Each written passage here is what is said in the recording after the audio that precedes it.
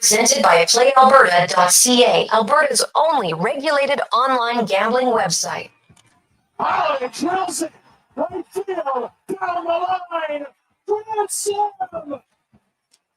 We have some holidays. Force 1440. And the Oilers Nation YouTube channel. The crisscross down low Fox. Panarin shoots. Stop. Timmy Panarin.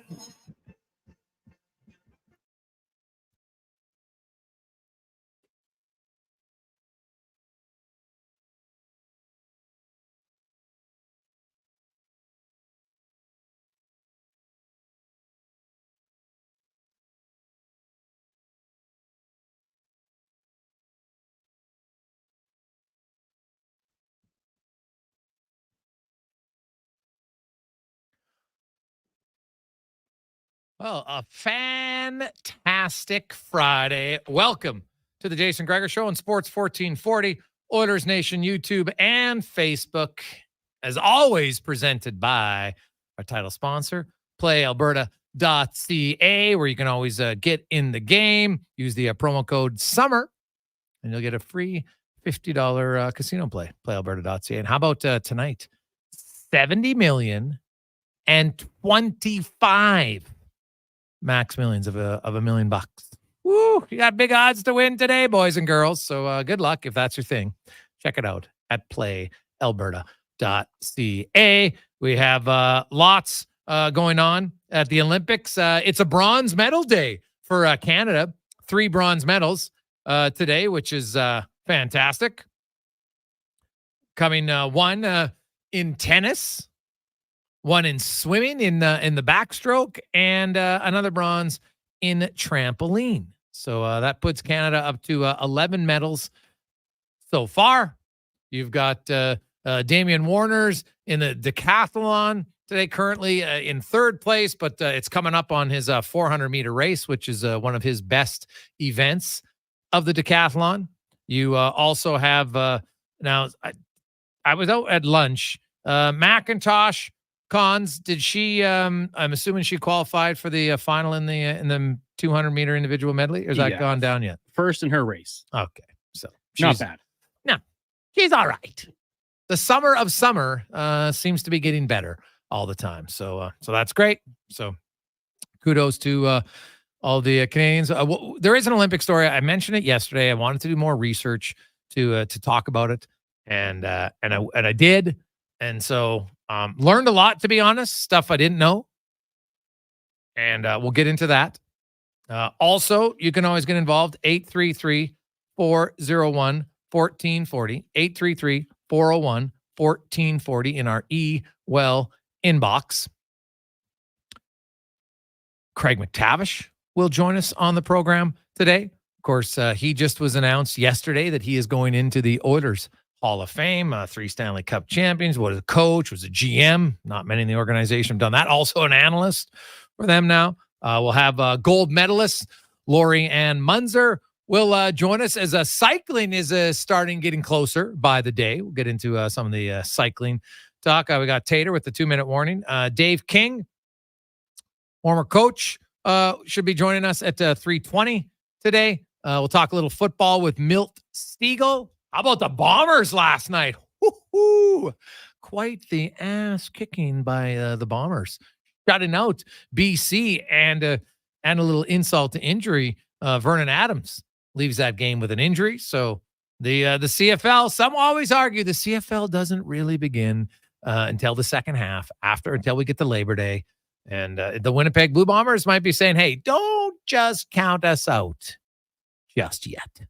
What did we say last week? Zach Collaros. I would not have given up on Zach Collaros this early. No chance. I think he's shown it. We will start our NFL previews because we're into August. And that means the NFL season is right around the corner. You have the Hall of Fame game. You've got the preseason, which is not the best at times, but nonetheless, Ian Furness will join us. We will talk about the Seattle Seahawks today. So when producer Brad, he leads it off with his own team. It's not lost on me, Bradley, but that's fair. I respect it. We'll have Speck and Low Tide as well. Lots of your thoughts. 833-401-1440, 833-401-1440 in our text line.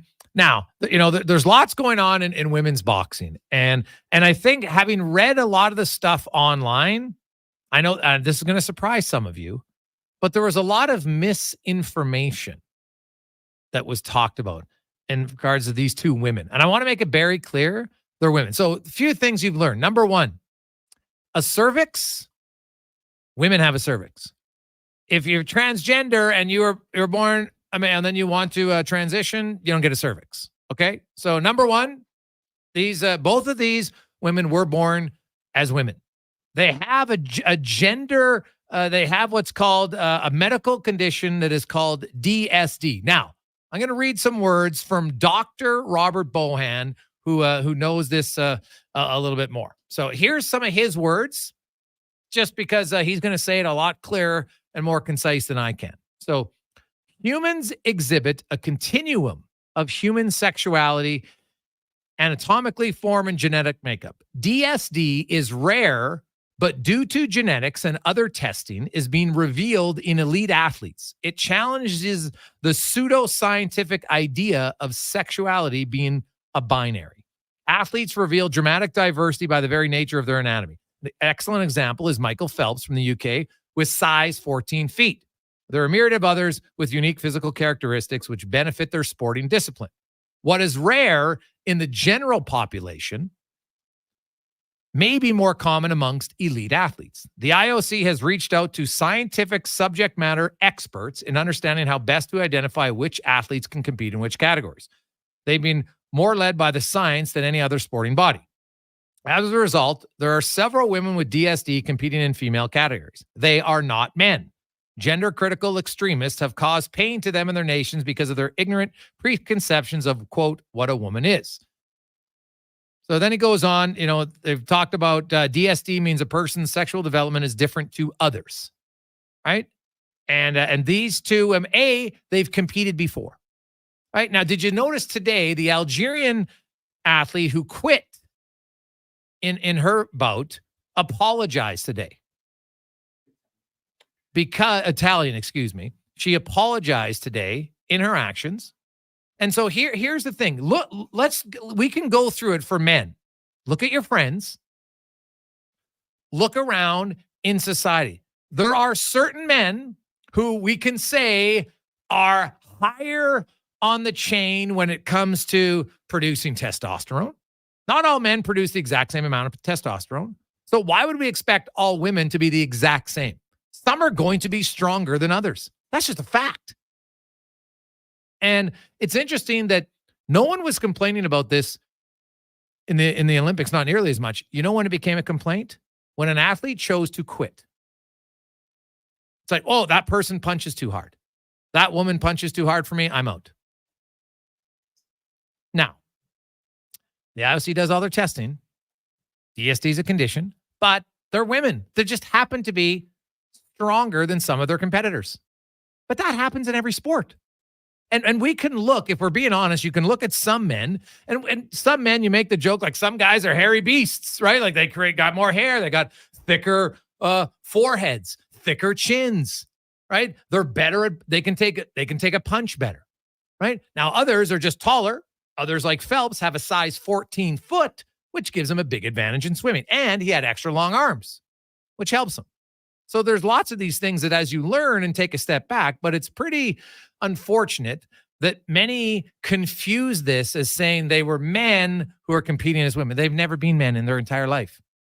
They were born girls. They have women's genetics. They have a cervix. These are not opinions. These are facts. So we have to, I think it's important as a member of the media to report. I'm not going to give you my opinion on it. I'm giving you the facts. And then you back it up with science and doctors to say, this is what it is. So that's what it is. If you don't like it, you're entitled to that. But don't spread falsehoods. And I've seen way too many people that are supposedly in media who clearly just took the headline, but didn't take time to actually research what's happening here. And so that's the case. There's nothing about transgender. Okay, you're confusing issues. If you're somebody who's upset about this. And that's just a fact. So I don't know, like in certain sports, certain men have an advantage over other men. Right? Maybe you got a thicker chest. You're a bit, you produce more testosterone. You're just thicker. That just happens all the time. Right? Maybe it wasn't as much. Now, is this a rare case? Yeah, it's rare, as the doctor says. Right? DSD is rare. But it's not to suggest they're not women is factually incorrect. Now, the IBA, I know they put out their testing, and then you saw the response from the IOC. It was one test, number one. Number two, it's a different test than what they're testing for. And so producing more levels of testosterone. Now, the question might be, was there any steroids involved? That's a valid question. Right? Was there any steroids involved? I don't know the answer to that, but that might be a question. But the IOC, according to Dr. Bohan, has done more deep testing following this to see exactly what's going on. So that's what's happening here. Some people aren't going to like it. Some are, but at least now you can know the facts of what it is. I highly recommend you go follow Robert Bohan, Bohan, on Twitter. If you're looking, he's got lots of links, lots of write-ups about it. And I do find it, interesting that there's been more backlash. And this is, I think, and this is a topic that I've discussed in the show. I'm not afraid to tackle this topic because it's an ugly topic. But when you look at the outcry of this compared to the convicted pedophile rapist who's competing at the Olympics, it's been very different. Now think about that for a moment, right? You have two women who were born as girls. They are women. They have a cervix, right? They've got a rare condition, DSD, but that doesn't make them men, right? Gives them a little bit more testosterone. Sure. That's all valid. But Steven Van de Velde, right? He was a child rape convicted of it. There's a few boos, but not nearly the vitriol, which kind of matches where we are when it comes to sexual abuse and rape. It's ugly. We prefer not to talk about it. But some people will get really upset about and spreading blatant falsehoods about two women. So I recommend, because I've seen some people, oh man, as a dad of girls, this really bothers me. And here's the harsh truth. If you're a father of girls, the sad truth, you should be more concerned about them getting raped and sexually assaulted than you should be about them competing against athletes who have DSD. That's just a fact. Okay? So it's a great question as to why is there more outrage over one than the other? I can't answer that question for people, but you can ask it for yourself. Which one irritates you more? Which one have you spoken about more in the last few days? I can tell you, if you do a quick search online, the rapist story, convicted, by the way, not just accused, convicted, big difference, and the two women who are in boxing. So I said I wanted to talk about it. We discussed it. Got any thoughts on it? 833-401-1440. You definitely can. It's great. So coming up on the show today, Craig McTavish will be by. Quite the career as a member of the Oilers. Also won a Stanley Cup. I know, hey, Gregor, you said McT won 3, he won 4. Yeah, but one's with the Rangers. He's going to the Oilers Hall of Fame for what he won in Edmonton, right? 3 Stanley Cups in Edmonton. He did, of course, win a Stanley Cup with the New York Rangers in 1994, but that probably doesn't have much to do with what he's doing in Edmonton, nor should it, right? Like when you go into the Oilers Hall of Fame, it's for what you do with the Oilers or potentially in the community. And McTavish obviously being around Edmonton for a long, long time. Family, his kids grew up here, played sports, athletics in the community. And now he's an analyst on their team after being a GM and a head coach. But like that, is there one job that he would have liked to do that he didn't? That's what I want to ask him. We'll get to also later on Dave King. If you're into coaching, you want to listen to Dave King. He has been a mentor for many coaches. His son actually is now an assistant coach with the Moose Jaw Warriors. And we will talk to Dave about all things coaching. He's got a new book coming out as well. But if you're in coaching in any sport, I think you're going to enjoy listening to Dave. So 2:16, quick break. We'll get to Craig McTavish next on The Gregor Show, presented by PlayAlberta.ca. Now, all sizes of premium roast coffee at McDonald's have a new low price starting at $1 plus tax for a small. It's great if you love great tasting coffee. $1 small premium roast coffee every single day. Must be McCafe. Plus tax at participating restaurants in Canada. Excludes delivery. Rule number 116. In Waterton, walk with a lean. The wind will always prop you up. Summer in Alberta has its own set of rules. And if you're looking to add a little extra fun, Play Alberta has it all. Use promo code SUMMER to snag a $50 casino bonus for casino, instants, and live dealer with your next deposit. Get ready for promotions throughout the summer to help you make the most of those sunny Alberta days. Because we all know they don't last long enough. Bonus terms and conditions apply. Japa Machinery Group knows that XCMG may not roll off the tongue, but Japa's team will help keep your construction jobs rolling on time and on budget with heavy equipment sales and rentals. Visit japamachinery.com to find out more. Well, get ready for a silly hockey fans.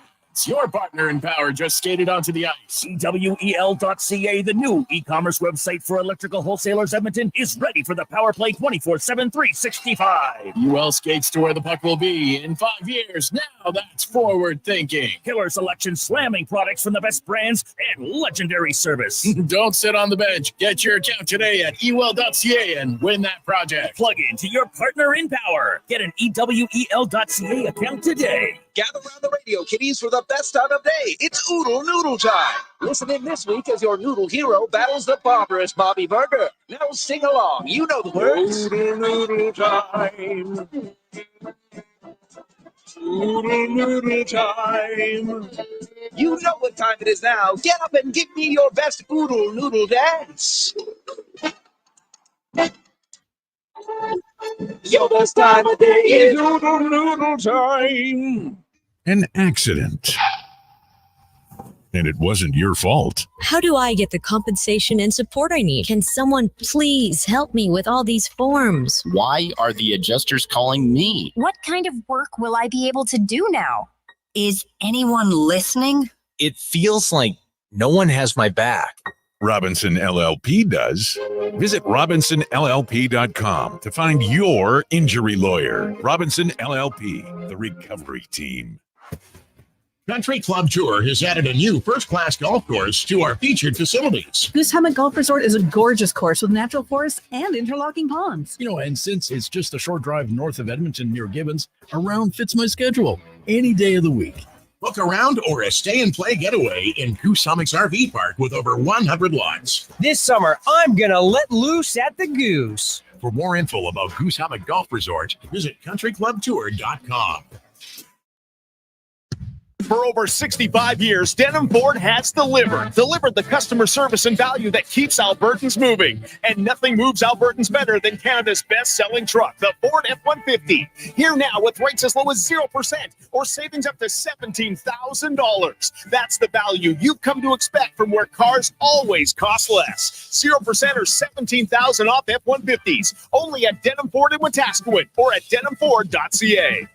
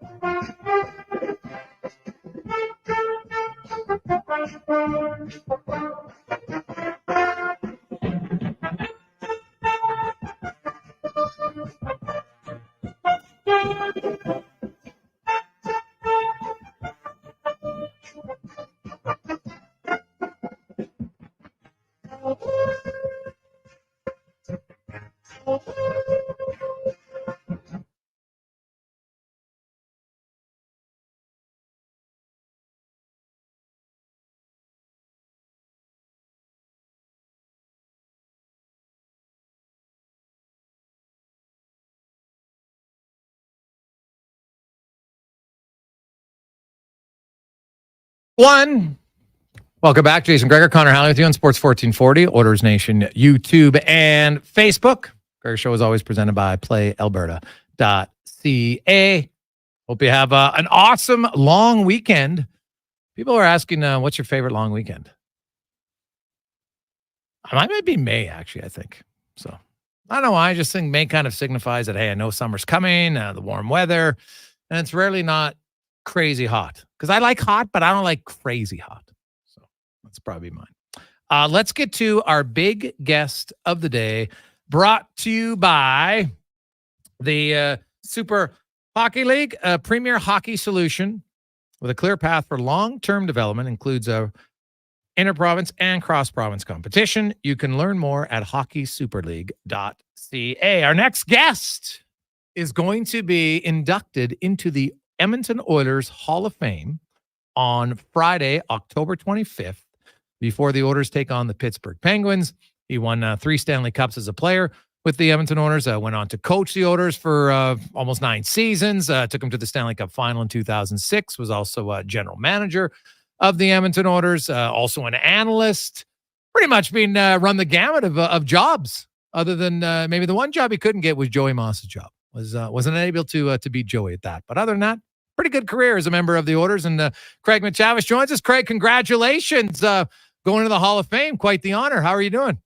Well, I'm doing great. Thanks, Jason. Appreciate it. And I wasn't qualified for Joey's job. I don't think anybody was for that. That guy had such a great impact and did such great work for us for so many years. But yeah, I've kind of run the gamut of everything I could do in the organization. So I checked a lot of boxes, and then I was out the door. That was now doing a little bit of analysis,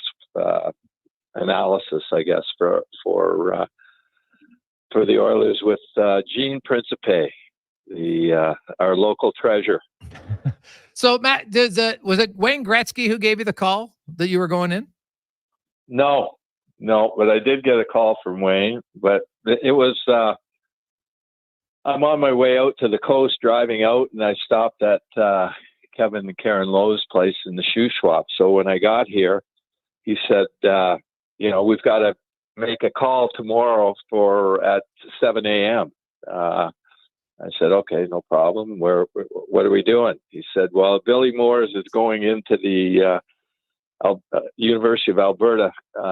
They're honoring Billy Moores. So we're getting Kelly Buchberger, Charlie Huddy, Craig Simpson, Mark Lamb, Kevin, and I on with Billy to congratulate Billy on going into the University of Alberta Hall of Fame. And Kevin said at the time, he said, I can't believe they haven't done something for Billy already. I thought, that seems strange. So we get up in the morning and we get on the Zoom call with all my old buddies and colleagues and teammates, and the Simmer gets on and he starts it off and starts speaking glowingly about, I'm assuming, Billy. And then he turns it over to Kevin, and then that's when he told me that I was going into the Oiler Hall of Fame, which was wildly thrilling and to be completely honest, pretty awkward at the time.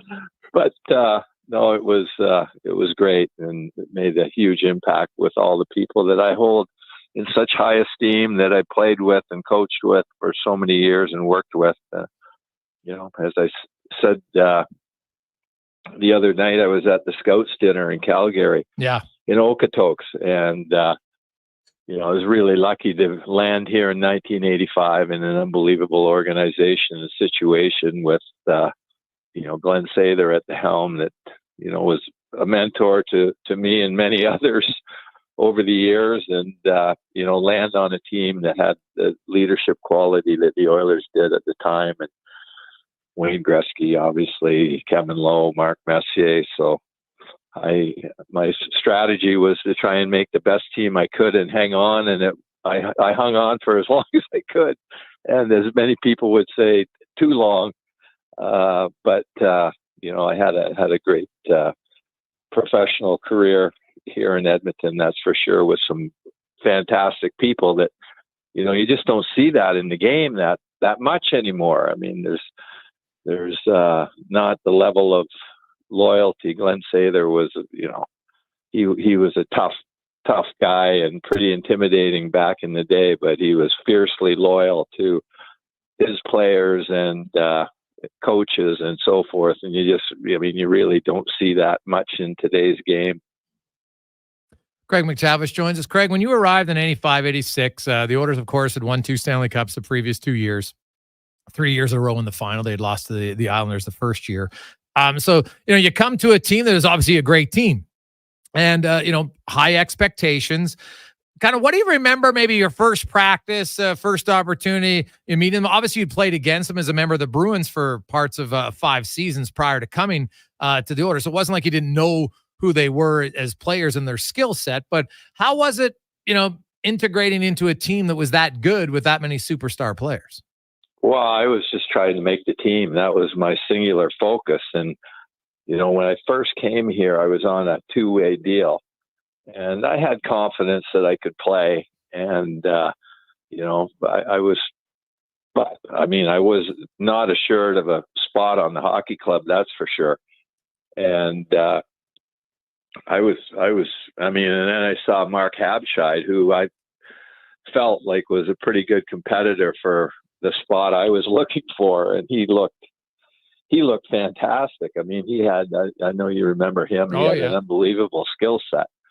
But as camp wore on, I started to solidify a spot for myself. But it was, and then after the team was formed and the season started, like it was just the level of practice, the skill at practice. I mean, you think Wayne Gretzky was good in the games, you should have seen him in practice. I mean, and they loved to practice.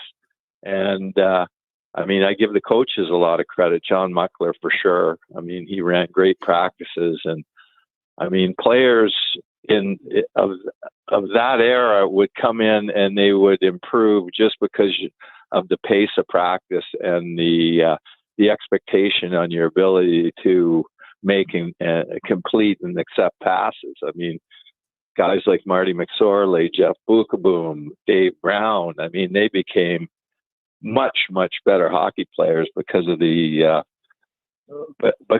tempo in practice. And just wonderful people. My first training camp here, I roomed at the Forum Inn, the old Forum Inn across the street from Northlands Coliseum with Kelly Buckberger. It was his first training camp. And Kelly and I have been great friends for ever since. So, just met a lot of amazing people. I was really fortunate to land in the city of Edmonton, but as importantly with the Edmonton Oilers.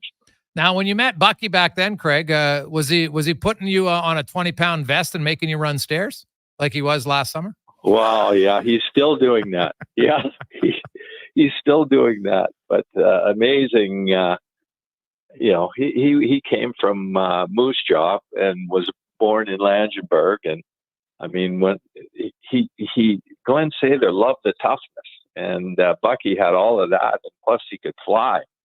And Glenn Sather recognized that really quickly in his first training camp and offered him a contract. And I remember Bucky tells this story once in a while that he comes in, I just signed a contract. Oh, great. You go, well, what's a 3-way contract, Mac? And I go, wow, he can pretty much send you anywhere. And,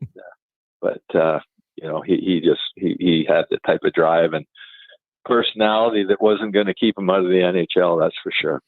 Now, you and Bucky became really good friends, Mac. Did you ever tell him, hey, you know what, maybe you don't have to fight the super heavyweights all the time? Was that ever a discussion? All the time, and he just looked at me like I had 3 heads. He was a guy that, he was always justifying his position in the lineup. And if he didn't contribute offensively or didn't have a goal or an assist, and a lot of times he didn't. He was going to grab the biggest guy he could find. I remember one day he came over to the bench and challenged the bench the opposition and said, "Anybody want to win a fight over there?" But amazing character. Oh, great person. Yeah, he was never willing to he was always willing to step out of his weight class more often than not. Now, did he ever tell you to maybe put a helmet on? No. He never told me to put a helmet on. He just I remember one story with when Glenn Sather let Ted Green go. We went into the Cow Palace, and Bucky, at the end of the game, we didn't have a very good team at that point, and we were getting, same with Bucky, to your point, he went after Link Gates. And, and Link Gates did pretty well against him, I think. And, we walked up those stairs back to the dressing room, if you remember, at the Cow Palace. I'm sure you do. But Glenn came in and, reamed everybody out. If anybody on my team takes a beating like that and nobody jumps in again, that'll be the end of you and this and that. And Bucky looked at me and said, I thought I did pretty well. But he had the guts to prove otherwise. So, Craig, you went for playing, and obviously, you guys had a lot of success. You won 3 Stanley Cups in your first 5 seasons with the Oilers. You're probably like, "Oh, I made a good decision to come to Edmonton." And then the next few years that you made it to the conference final. Then you were able to you were here for the kind of the 1 year of the early slide for the Oilers when a lot of the great players left. You left as well. You went to New York, but then you ended up coming back to Edmonton. What was like, if you look back on it, you finished with the Rangers and you were an assistant coach with the Rangers for, I think it was 2 seasons, if I'm not mistaken. Right. Yeah. And then what was it about why coming back to Edmonton to be an assistant was a better option for you at that point? It was, Kevin was the head guy, and, it was a good opportunity. I mean, I had it looked to me like I was in a pretty good position to be the next head coach of the Rangers. But, things happened there that afforded me the opportunity to go back and work with Kevin. And when I look back at it and my career in coaching and managing and various other positions that I did and held, I mean, to me, that was the most fun that I had in the game when I was an assistant coach with Ted Green and Kevin Lowe was the head coach. I mean, those teams, and you'll remember back to those teams were teams you could really be proud of. I mean, you didn't win all the time, but the effort and the buy-in and the execution and was, you could, as a coach, you could live with the defeat once in a while because the effort was always there. And those guys, we had such great characters. And a lot of those early series against Dallas were a real testament of that. Mm-hmm. But those guys, I mean, there's so much character. Jason Smith and Ethan Morrow and Mike Greer and Todd Marchand and Ryan Smith and Sean Horkoff and, Matt Green and Jared Stoll and Rafi Torres and Alish Hemsky. I mean, we didn't maybe have the highest end talent around at that time, but we could rip the cover off teams pretty well and played a hard-nosed, in-your-face, physically, very physical forechecking team. And, I really admire those guys in the way that they played. You talk about a team you could be proud of. As a coach, how proud were you of the 06 run? Well, that was, we had a really good team most of the year. And as I said, we could go in and just rip the cover off teams. But I mean, the goaltending was not the best. I mean, we'd outshoot teams and, 20-2 and be down 1-0 in the first period. I mean, our finish was maybe not the greatest, but we had a really good hockey team. And then we went from having pretty average goaltending at that point to having the best goalie in the game 9 games out of 10 in Dwayne Rollison. I ran into Dwayne's son at the Scouts dinner last Tuesday night. He came up and introduced himself. But, so Rolly was, I mean, he and Pronger were the best players in every series. I mean, we get a lot of credit from a coaching staff for devising a different game plan against Detroit that allowed us to beat the number 1 team in the Western Conference. But I mean, when you look at it objectively, it was Rolly against Manny Legacy, and Rolly just played unbelievably well. And I mean, Kevin added Pronger, and he added Michael Pekka, and then at the deadline, we weren't even in a playoff position. And we added Rolly, we added Spacek, we added Samsonov, and it was we were off and running. We had a really good hockey team that should have won the cup in 2006, I believe. And it's very similar to the result that this year's team had, where this year's team mopped them up in Game 6. We played our best game in Game 6. They didn't have a chance. And, I thought, that we're just going to, Game 7 was going to be period 4 of Game 6. And it just wasn't. It was a different animal. We didn't quite have the same jump. And I give our fans a lot of credit. Back in 2006, I mean, you'll remember for sure, it was an amazing run and an amazing emotion. We're sitting in the dressing room in Northlands Coliseum getting ready for the game, and you could just hear the fans going crazy out there in Game 6. Yeah. Because they were so excited when Furness scored, the shorthanded goal in Game 5 to get us to Game 6. And then, I mean, he wasn't, the crowd wasn't as happy as Steve Stegall coming out of that penalty box, which is a sight I'll never forget. But, speaking about characters, he was another one. But, we should have, I mean, I have some regret about not winning the cup that year. Oh, yeah. It probably, and you've won 4 Stanley Cups, but it's funny sometimes, the ones you don't win, they never, that one sticks with you even longer than the ones you win, which is kind of sad state and how human is sometimes. But the pain of that seems to trump the jubilation of winning. And hopefully maybe that's not always the case, but it probably shouldn't be. You won 4. That should be pretty good.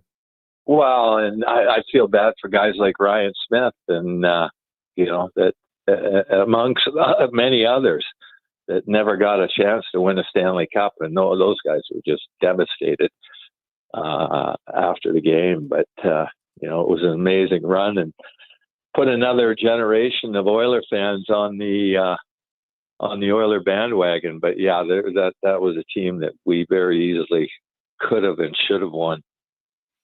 Craig McTavish joins us. He'll be inducted into the Oilers Hall of Fame Friday, October 25th, before the Oilers take on the Pittsburgh Penguins. Could also be a night where Connor McDavid might get point 1,000. So be a massive crowd regardless of that, Craig. Really? Oh, yeah. Well, him getting 18 points in 8 games wouldn't be crazy for anybody to start the season. So no, that's for sure. Yeah. So it's around the corner now. Yeah. You went from playing to coaching to general manager. You did a lot of jobs. Is there a job that you would have liked to do in hockey that you didn't do? One thing that really intrigued me at times was the amateur scouting part of it. And as a manager, I thought it was important for me to know the top 40 players. And, I didn't want to make the decision because you never, as Glenn Sader would say, you never want to trump somebody that's seen the kid 15 to 20 times based on a couple viewings. But I always thought at the meetings it was important for me anyways to to know the top 40, and didn't want to make the decision, but I wanted to be able to ask the questions because, invariably there are going to be issues on players. I mean, obviously there are players that don't have any issues like 97 that we have right now, but even Leon had some question marks around him. And, I wanted to be able to have a pretty good understanding during these discussions about these players so I could ask specific questions to the scouts. And that intrigued me. I mean, to me, the scouting part of it, I mean, the scouts, and I said this at the dinner the other night, that the scouts, they give a lot more to this game than they take out of it. And to me, they're underappreciated and at times undervaluated because it can be subjective. But I mean, there are guys that do get it right. And for me, if you fail in the amateur part of it in your organization, there's no competency left. Nobody's competent in your organization because you're just going to fail, especially in the cap era. Right. That you need players bubbling up from the bottom that can come in and play and fill some roster spots cheaply before they get to the point where you have to pay them. But yeah, I really believe that I scouted some pro teams too as well as part of what I was doing. But I thought the amateur part was where all the action was at.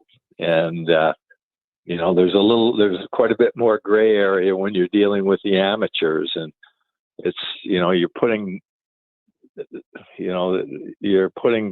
a puzzle together, and you have to use all the resources that are at your disposal, whether they're analytics. And we thought we were pretty progressive in what we were doing back in those days.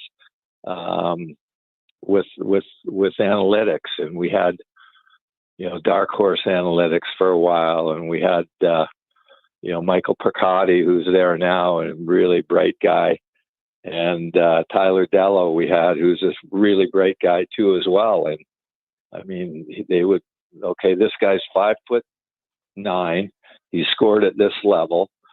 There's not been anybody drafted at that size, scoring at that level, that's ever made the NHL. What makes this guy different? And that stimulates discussion. And to me, it's super important to everybody in the game. I mean, everybody knows the amateur draft's extremely important. Craig, you had the pleasure of introducing Kevin when he went into had his jersey retired here recently, and the fans loved a few of the chirps. Do you know yet? I know it's pretty fresh. Do you know who's going to introduce you, and are you expecting some barbs coming your way? Well, the only thing I hope is that there aren't any speeches, and because I mean, nobody's really. I mean, it's a great honor for me, and I guess to a much lesser extent, the people I played with and so forth. But our fan base is there to watch Sidney Crosby and Malkin and Connor and Leon and Evan, and and you don't want to get bogged down. They used to drive me crazy as a coach and a player with a bunch of different speeches. So I don't think that's part of the program, from what I understand. I wasn't there. I wasn't able to be there when Charlie went in.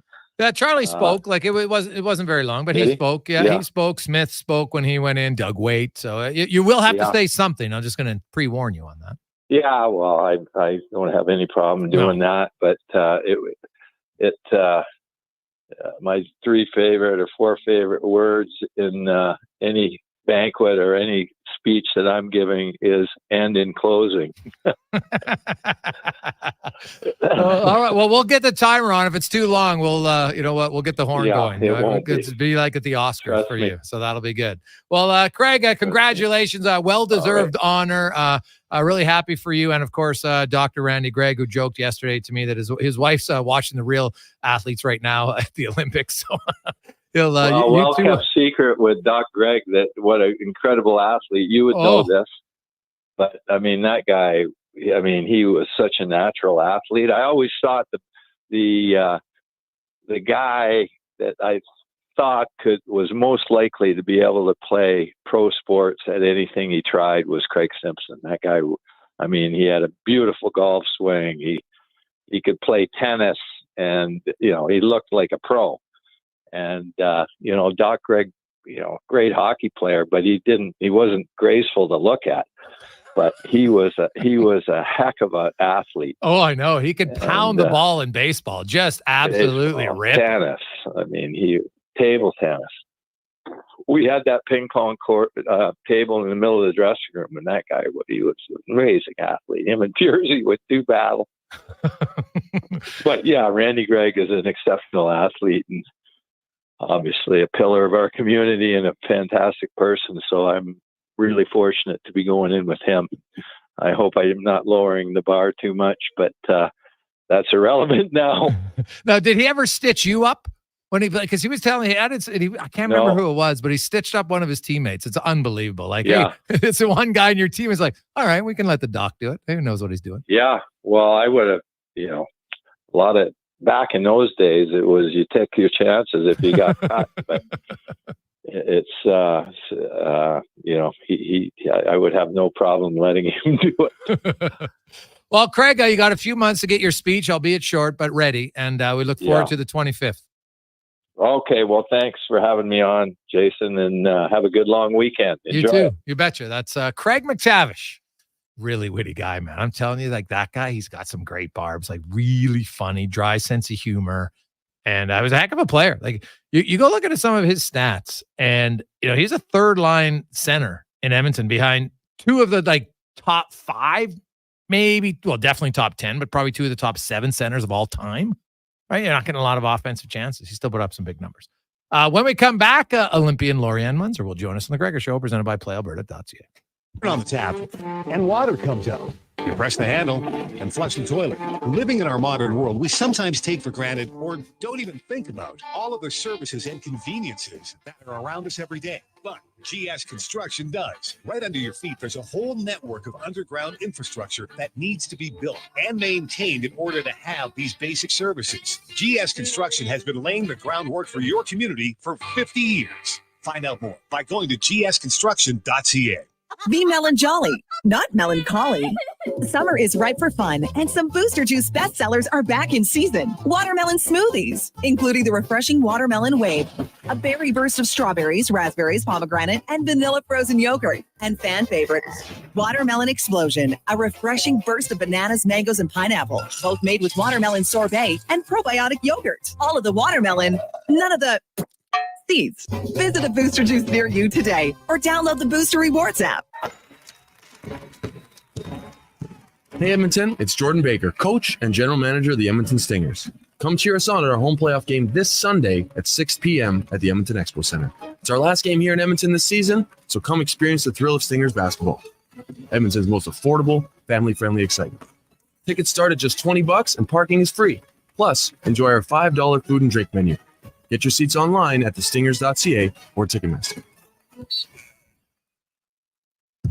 For over 65 years, Denham Ford has delivered the customer service and value that keeps Albertans moving. And nothing moves Albertans better than Canada's best-selling truck, the Ford F-150. Here now with rates as low as 0% or savings up to $17,000. That's the value you've come to expect from where cars always cost less. 0% or $17,000 off F-150s. Only at Denham Ford in Wetaskiwin or at denhamford.ca. The Sports Bar at Century Casino Edmonton is the place for all your favorite sports all summer long, including this. And this.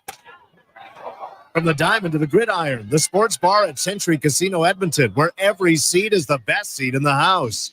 Tons of screens, daily food and drink features, plus a game-winning menu with something for everyone. So come out and cheer on your favorite team, including your Edmonton Elks. Every day is game day at Century Sports Bar and Lounge. It's the Bricks 53rd birthday bash, and you're invited to join us. We're kicking off the celebration with fabulous 5-day deals. From Thursday to Monday, take up to $920 off sofas and sectionals. And all week long, check out amazing deals in every department, like up to 25% off dining and bedroom furniture, and buy more, save more, up to $300 off select major appliances. Some exclusions apply. See in store for details. The Brick, saving you more.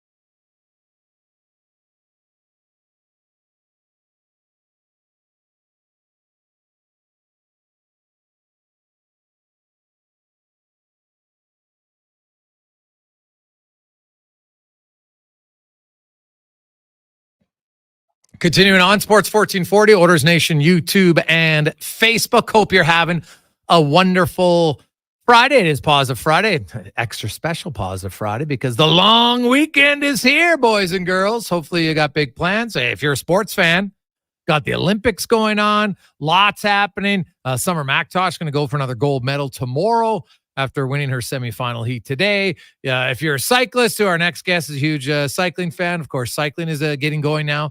The Olympics, track and field is underway. Man, there's so much happening. Of course, the Elks in Regina tomorrow night. Trey Ford will get his first start of the season. Long overdue. Also, the Stingers at home Sunday night in the second round of the CEBL.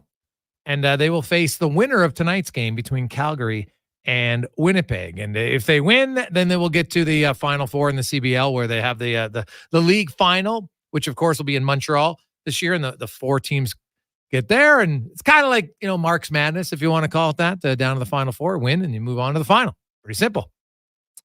Let's get a little Olympic talk now, as we are joined by gold medalist, coming up on 20 years ago later this month, that she won her gold medal, and knows a thing or two about the Olympics and the excitement and the pressure and the devastation, the jubilation that all mixes in whether you win, lose, or compete. Lorianne Muenzer joins us. Lorianne, welcome back to the show. How you doing? Hey, happy Friday. How are you doing? I'm great. Very well. And cycling did get going today. BMX Canada got a fifth place, which is, fifth place finish is great. And I wonder, from an athlete's perspective, if it's a personal best and everything, you should still be excited. But when you're that close to a podium, when you talk, does it almost seem like a failure, even though it shouldn't be? But is that a battle for some, that they view themselves as a failure because they got that close to the podium? Like, if you finish 15th, I want to have a personal best. Everyone's like, oh, hey, that's really good. Yep. But you finish 4th or 5th, and everyone's like, God, it was a personal best. Ooh, I was so close. Well, it all depends on how close is. Because if it's a personal best, Jason, it's a personal best. And I don't think you can squeeze anything more out of that one, right? Okay. If you tell me that you gave it your everything and you left nothing off the table, that's great. The other thing is, what is the mindset going in? Are you looking to get on the podium, or are you looking to place, or are you looking to win? And there's a difference. There's a total different mindset. And I think you have to be specific. No, I don't think. I know you have to be specific, because if you say, I'm going to bronze medal, or I'm going to silver medal, or I'm going to shoot for gold, that's a specific target. If you say, I'm going to shoot for the podium, it's still leaving it wide open to chance. And it's like, you don't want to leave it to chance. You have to have everything dialed in. You've got to follow the process. Obviously, the result is where you want to go. But if you're 15th or 10th, it's a longer ways away. But then when you look at the results, if it's a timed event, 1/100th of a second can be the difference between first and second place. And I mean, it's crazy because it does come in some of the events down to the wire like that. But it's just sometimes luck of the draw too, because you have that other component that stuff will go sideways, whether it's just a malfunction or somebody drops out, or it could be anything. And some of the things you don't even think of. You go in prepared, but then there's a crazy wild card. Now, looking at the cycling events that get going for people out there who maybe only watch at the Olympics or the World Championships, what are some things when they're watching closely they should be looking for on the track this weekend? And really, because I know it started today, but then it's tomorrow and it goes all the way till Friday, a different cycling event. Yeah, well, I had to write down the schedule because it is really crazy. We've got the road racing with the men that start tomorrow. On Sunday, it's the women. And then we're going to be moving into the team sprint. So there's 3 athletes per country on a team. Yeah. One person does 1 lap. The second person Now, does did they a second. have that when you were there? No, they I didn't. didn't think so. No. Yeah. No. Because that would have been fun, wouldn't it? Oh, Jason, what's your definition of fun? That is absolutely crazy because the third rider has to do all 3 laps. So you're doing 750 meters and it's full on. And you're kind of you're a sucker for punishment. You would have been all over that. Who are you kidding? I would, but I would have wanted to have been the starter, right? It's just that's total leg burning, lung busting, and just you go. It's like doing a Wingate test. You get on the bike and you rev it up as high as you can go, and you hope to keep it there without it starting to tank. And you only have a certain limited amount of time before it starts tanking on you. Like I was doing on my Peloton today at Tabata, right? 20 seconds on, 10 seconds off. Jason, you're crazy. And so she was, getting the resistance up to like 45 or up to 50, then up to 60. And I'm like, and it's only 20 seconds. And I'm like, I am done. Now, I'm not an Olympic athlete by any stretch of imagination, but I'm guessing the Olympic athletes are probably at like 100 resistance and they're just blowing through it. And I'm just like, this is crazy. Like what I always, I was laughing when I was watching because I was like I got little twig legs compared to most cyclists, and but most of them might not have had great legs to start. They just build it up, and it's constant and constant. Like, how many hours, or what's the best training for cyclists to get those? Like, what do they do to make? Because most of them, you're not just walking around with tree trunks naturally, right? You build the trees. Yeah, you build the trees. But so what? Like, what's the best way to build the trees? Balance. So quadriceps, hamstrings, glutes. Okay. So one of the components that really gets missed out, like most people will do squats, they'll do leg press. Okay. So that's definitely quads. But Yeah. then you also have to think about hamstrings. I could do like 100 pounds, no problem, leg extensions. I could only do 25 pounds with my hamstrings because I had an imbalance. So I had to build that up. So what did you do to build up your hamstrings? I did the hamstring, seated hamstrings, lying hamstrings. So curls. the sitting one there, and you just bring your legs up like that? No. You go back. So they're okay. extended Yeah. out in front of you, and then they come back. The leg extension is when you're seated, Yeah. and then your legs come up, And say then from 6 o'clock right. till 10 o'clock or Yeah. whatever. The other component that most athletes miss with the legs is you also have to think about the abductors and the adductors. So that's the other side, like the lateral aspect, the outside and the inside part of your leg. Okay. You can do them with the machines. That's okay.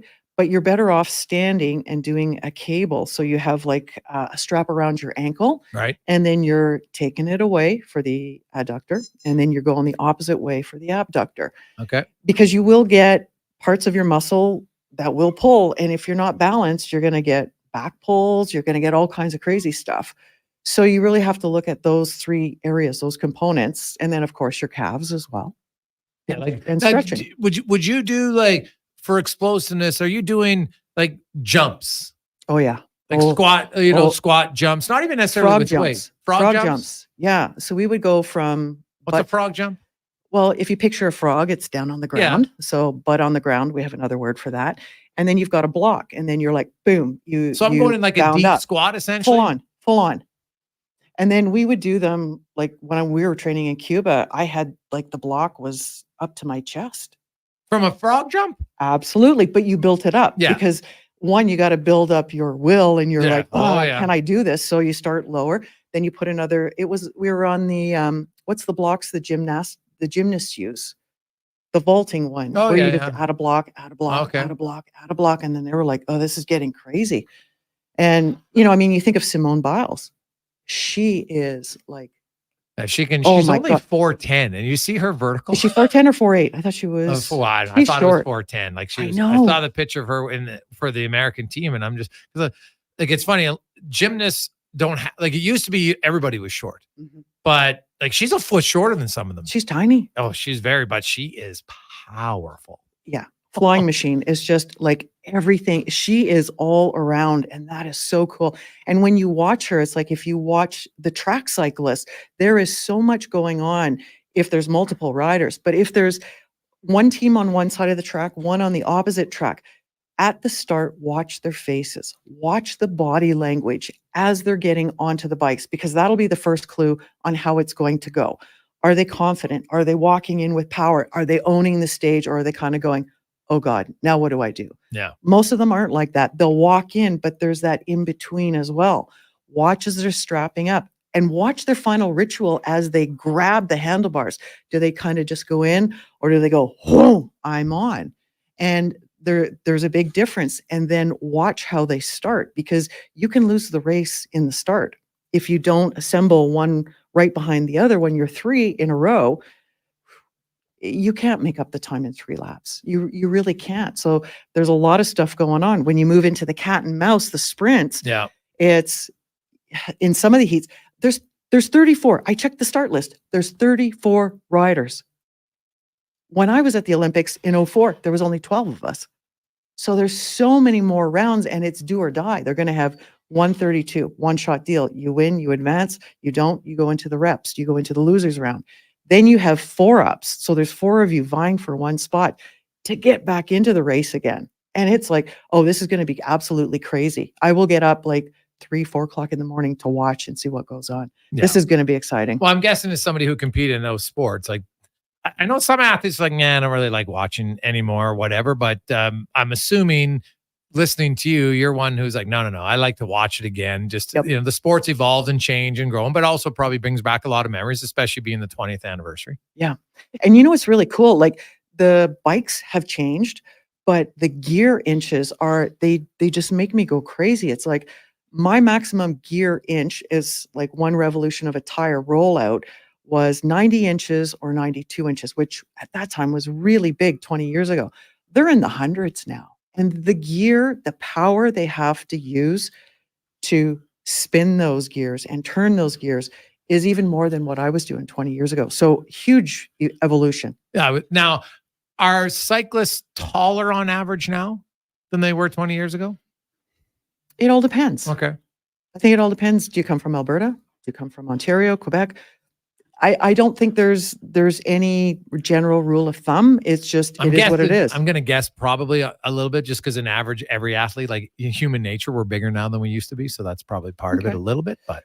Track athletes are going to be probably more muscular. The endurance ones would be a little leaner. The roadies are a lot lighter. They're usually tall. I saw a guy with Guri Shop here in Edmonton. Oh my gosh, the guy was so skinny. It was like, but he was like 6'3" or something. So all depending on what your body type is, you're going to have a better chance with some sports. And tree trunks are normally though pretty tree trunks and glutes to be a good cyclist. Yeah. You got to have good glutes to be a cyclist. It's always about the glutes. Yeah. It's always about Lorianne, thanks as much so much as this. We'll probably talk to you next week a little bit, seeing when we get into to some of your events. So it should be a lot of fun. Awesome. Thanks so much, Jason. It's Lori-Ann Muenzer, Olympic gold medalist in the sprint, and that gets going next week. But of course, if you like cycling, they got the team event going on this weekend, the road races. We had BMX today. Lots happening. Track and field is kicked off. It's awesome. Let's get to the con man and a sports 1440 update brought to you by Booster Juice, and the fan favorite, the Watermelon Wave, is back. Download the Boosters Reward app and order yours today only at Booster Juice. This is a Sports 1440 update. Good day for Canada in Paris as we picked up 3 bronze medals at the games. Kylie Massey picking up the bronze in the women's 200-meter backstroke. Sofiane Mathot won the bronze in the women's trampoline gymnastics, and in mixed doubles tennis, Gabriela Dabrowski and Felix Auger-Aliassime finishing third. Summer McIntosh finished second overall in the 200 IM semis, while fellow Canadian Sydney Pickram finished fifth. Both will compete in the final tomorrow just after 1 o'clock Mountain Time. The Canadian men's basketball team defeated Spain 88-85 to remain undefeated, clinching the top spot in Group A. Canada's win on Friday concluded their schedule. They'll now have to wait and see the draw for the knockout stage. Quarterfinals will get going on Tuesday. Canada's record fell to 3-3 at the women's 3x3 basketball following a pair of overtime losses to the States and Spain today, losing both games in buzzer beaters from the opposition. CFL Week 9 rolls on tonight. Hamilton takes on Montreal at 5:30. The Elks back in action tomorrow, taking on the Roughriders out in Saskatchewan. Also a 5 o'clock start. BC Lions quarterback Vernon Adams avoided long-term injury and is currently listed as week to week. He went down in the fourth quarter last night in the 25-0 loss to the Winnipeg Blue Bombers. CEVL playoff tonight. You got the Ottawa Blackjacks taking on the Scarborough Shooting Stars. That gets going at 5. Then at 7:30, the Surge hosting the Winnipeg Sea Bears. Winner of that matchup will take on the Edmonton Stingers on Sunday. And the Riverhawks are in action once again tonight, kicking off a weekend series, taking on Port Angeles just after 8 o'clock Mountain Time. Coming up in hour 2 of the Jason Gregor Show, we'll be joined by Cam Tate for the 2-minute warning and former pro hockey coach Dave King. I'm Connor Halley. This has been a Sports 1440 update. It's Sports 1440, a Stingray radio station broadcasting on Treaty 6 territory. Download the free iHeartRadio app and listen to CKJR wherever you go. My utility bills are going through the roof. How can I take advantage of the sun and put my lazy roof to work? Sounds like a job for the men and women of Action Electrical. Energy team reporting. When you're ready to make your home or business more efficient, Action Electrical has the power to install solar panel systems and EV chargers. Facing an electrical menace? Call on the men and women of Action. Operating throughout Alberta with supercharged skills and strong family values. ActionElectrical.net. I'm Colin Livingston, president of Cantork. Since 2016, we've been at the forefront of hydraulic torque wrenches in Canada. I'm delighted to share our latest venture, in-house production for quicker turnaround, superior quality, and heightened versatility. Experience excellence at Cantork.com. Rule number 37. Elk Island mosquitoes don't believe in personal space. Keep bug spray ready at all times. Summer in Alberta has its own set of rules. And if you're looking to add a little extra fun, Play Alberta has it all. Use promo code SUMMER to snag a $50 casino bonus for casino, instance, and live dealer with your next deposit. Get ready for promotions throughout the summer to help you make the most of those sunny Alberta days. Because we all know they don't last long enough. Bonus terms and conditions apply. Why tee off at the Ranch Golf and Country Club? A fun, unique Awesome. layout Thanks so much, Jason. offering premier Lori conditions. Ann. The ranch has been Seen, ranked as one of the top public courses Lori in Ann, Canada. next week a little bit value. from your Score event, so Golf it should be a lot Magazine of fun. rated the Awesome. ranch Thanks so as the best value in Edmonton. The service, from tournaments to special events to the pro shop. Superior service that makes every visit exceptional. The Ranch Golf and Country Club, a laid-back environment where anyone can Hello enjoy there, an Jason. amazing day on the fairway. Hello there.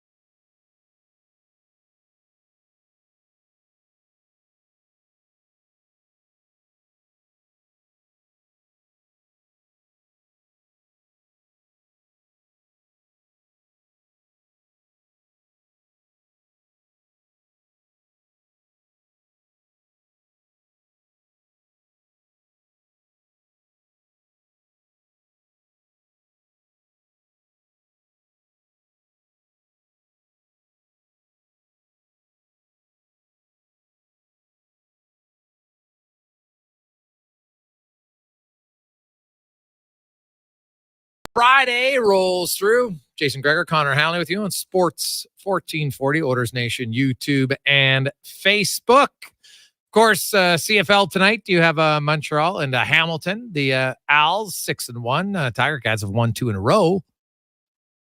Are they on their way up? Hey, Winnipeg.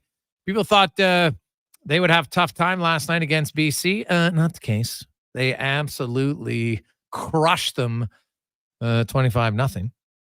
So, you know what? Any given moment in pro sports, that's what makes it exciting, because you never know exactly what can happen. But I don't think many people thought it would end that way. Now, also, Vernon Adams did get injured, but keep in mind, before he got hurt, he was 8 for 17 for 74 yards passing. They were doing nothing. He had 74 yards passing. Then Jake DeGala came in, and he had 12 yards passing. And Standback rushed for 42. So their total offense in the game was 126 yards. 126. That's it. So not an ideal offensive performance by the BC Lions, and the Bombers going to put a little pressure on the Calgary Stampeders. So the Elks, are you telling me there's a chance? No, let's be real. No, they're even if they win, they're 2 games back in Winnipeg. Like, the Elks would have to have an amazing August and September to get in, but right now they're just looking for one win. I think more importantly, they're looking for a win. Could they get in Saskatchewan? Maybe. Riders' defense is good though, so Trey Ford does not have an easy first start. But you know what? You're Trey Ford. We had him on the show earlier this week. You can tell he is revved up. He is excited. He can't wait to play, as he should be. He should be jacked up. Why not? And I think based on the text line at 833-401-1440, many of you are jacked up just to see what he's got going. He's entertaining.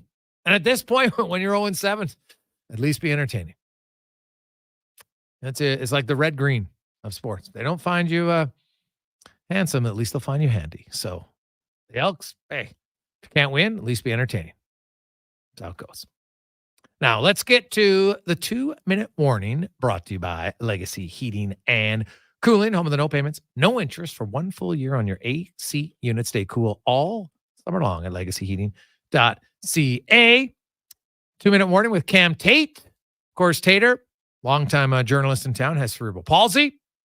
And because of that, he's never been able to be on radio on his own. But now, with the wonders of radio, his words come to life with technology. Here's Cam Tate. Hello there, Jason. See that CFL tilt last night? BC, Lions and the Winnipeg Blue Bombers, 25-0. Zilch. Nada. Yowzer. No points scored by the Lions. Double Yowzer. And they only means one thing.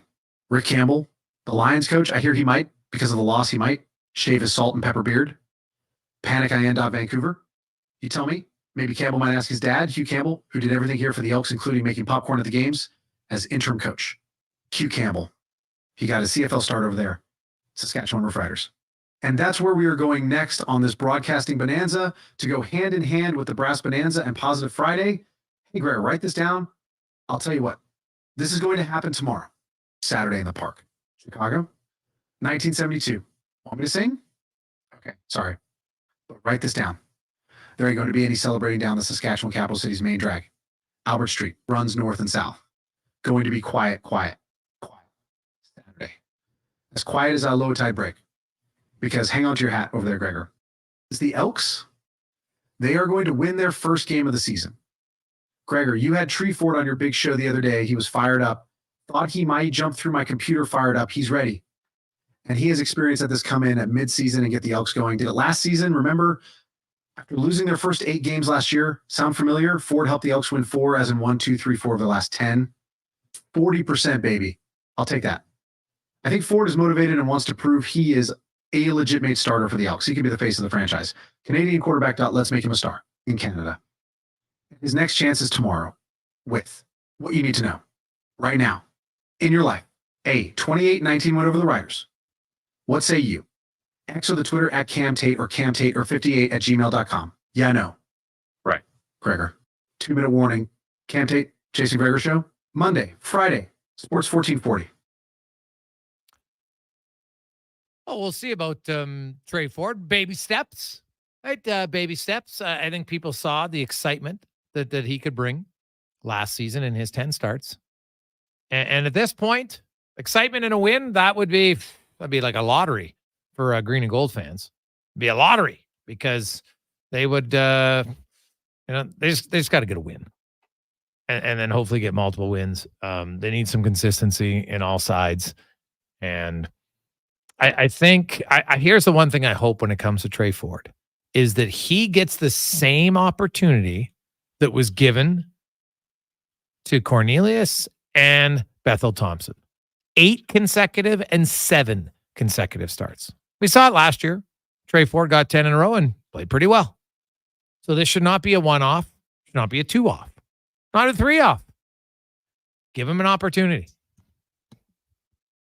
And I'm more curious to see if Ford's appearance can elevate the running attack. Because that's the one thing we saw last year when Ford was the QB. Yeah, he rushed the ball, but not nearly as much as his running back, Brown, rushed the ball. Brown had 800 rushing yards in the 10 games that he played with Trey Ford as the quarterback last year. And I'm a firm believer that their rush game opened up because of the threat of Ford. Now he could run, but he also just the threat of him running. Right? Kevin Brown has 220 yards in 7 games this year. It was actually 799.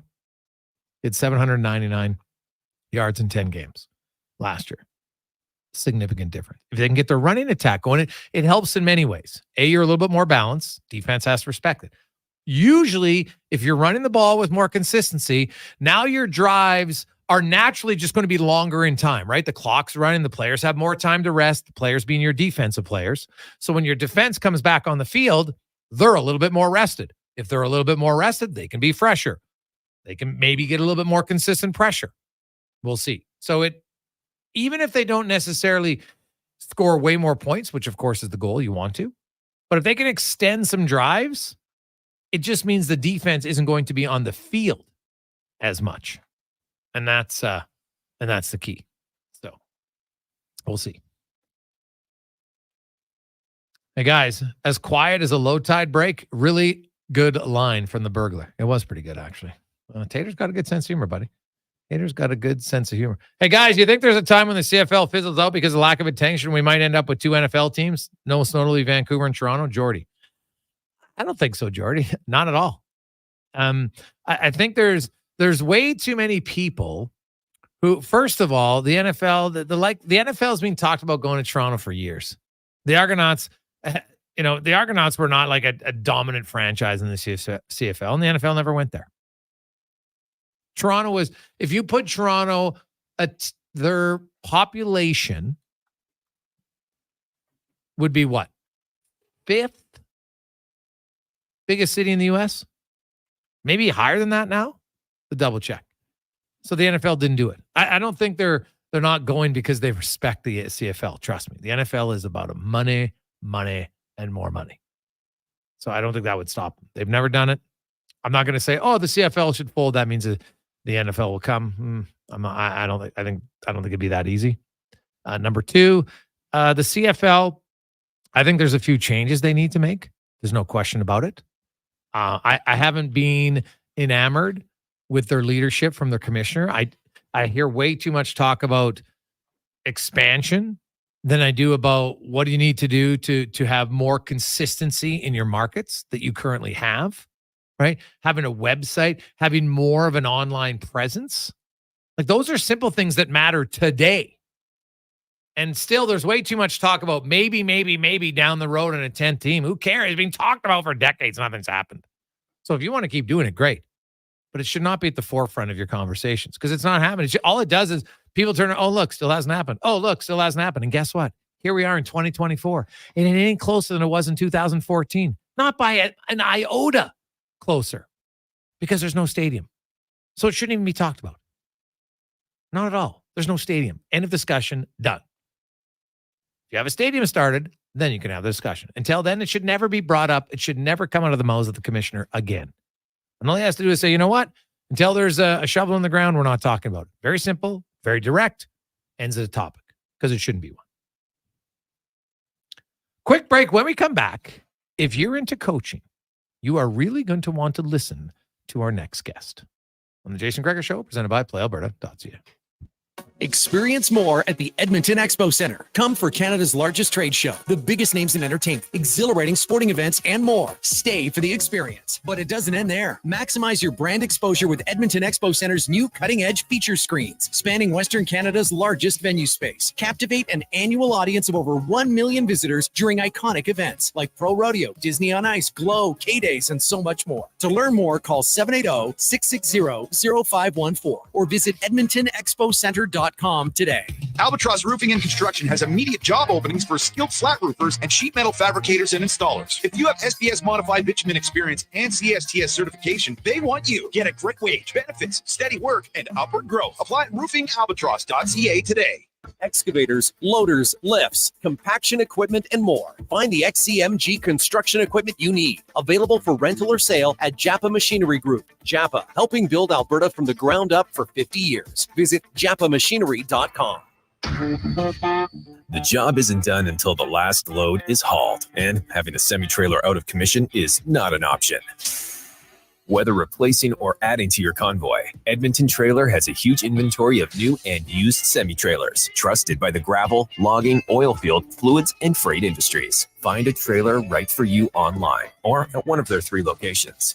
For sales, service, parts, rental, and finance, when you're in it for the long haul, Edmonton Trailer. Weeknights from 6 to 9, it's Turn Sports with me, Navin Ramarak. Tune in tonight right after the Jason Gregor Show as we'll cover sports from around the world and also right here in Edmonton, exclusively on Sports 1440. Now, all sizes of premium roast coffee at McDonald's have a new low price starting at $1 plus tax for a small. It's great if you love great tasting coffee. $1 small premium roast coffee every single day. Must be McCafe. Plus tax at participating restaurants in Canada. Excludes delivery. Sometimes even the best laid golf plan require a rain check. That's when you and your foursome should head to the CCT Golf Center, Edmonton's best virtual golf facility. Their 28 new golf simulators feature over 90 courses to choose from. And with a fully licensed bar and snack center, there's no waiting for the drink cart. Open 10 a.m. to 8 p.m. daily in downtown Edmonton. Call 780-540-5400 to book your spot or visit countryclubtour.com. For over 65 years, Denham Ford has delivered the customer service and value that keeps Albertans moving. And nothing moves Albertans better than Canada's best-selling truck, the Ford F-150. Here now with rates as low as 0% or savings up to $17,000. That's the value you've come to expect from where cars always cost less. 0% or $17,000 off F-150s. Only at Denham Ford in Wetaskiwin or at denhamford.ca.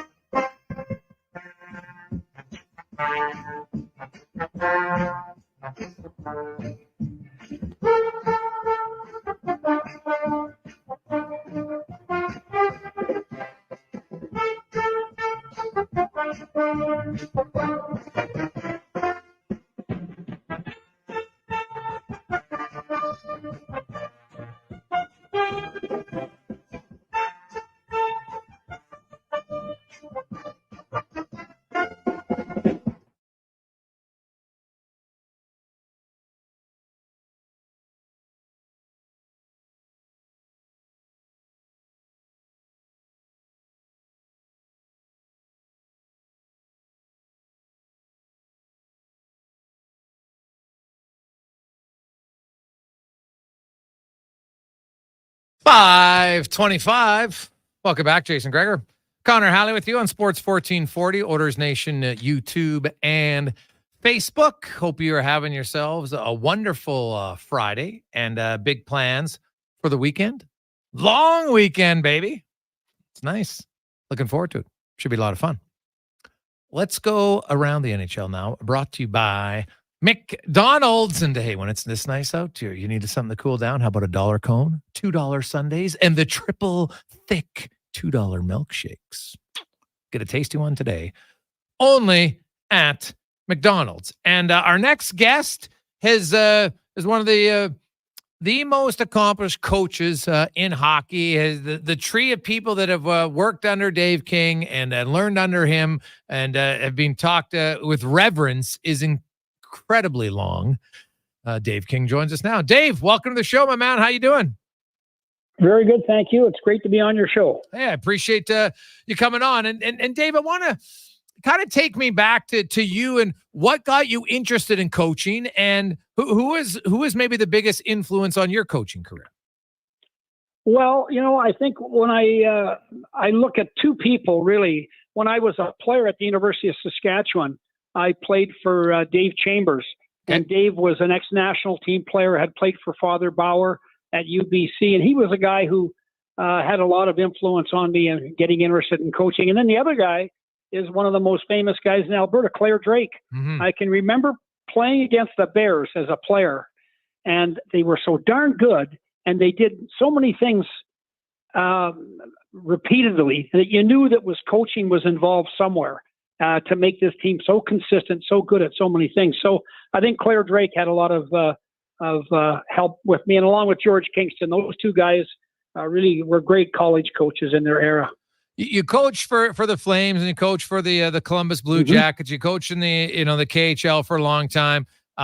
You've coached at all different levels, right? The national junior team, et cetera, et cetera.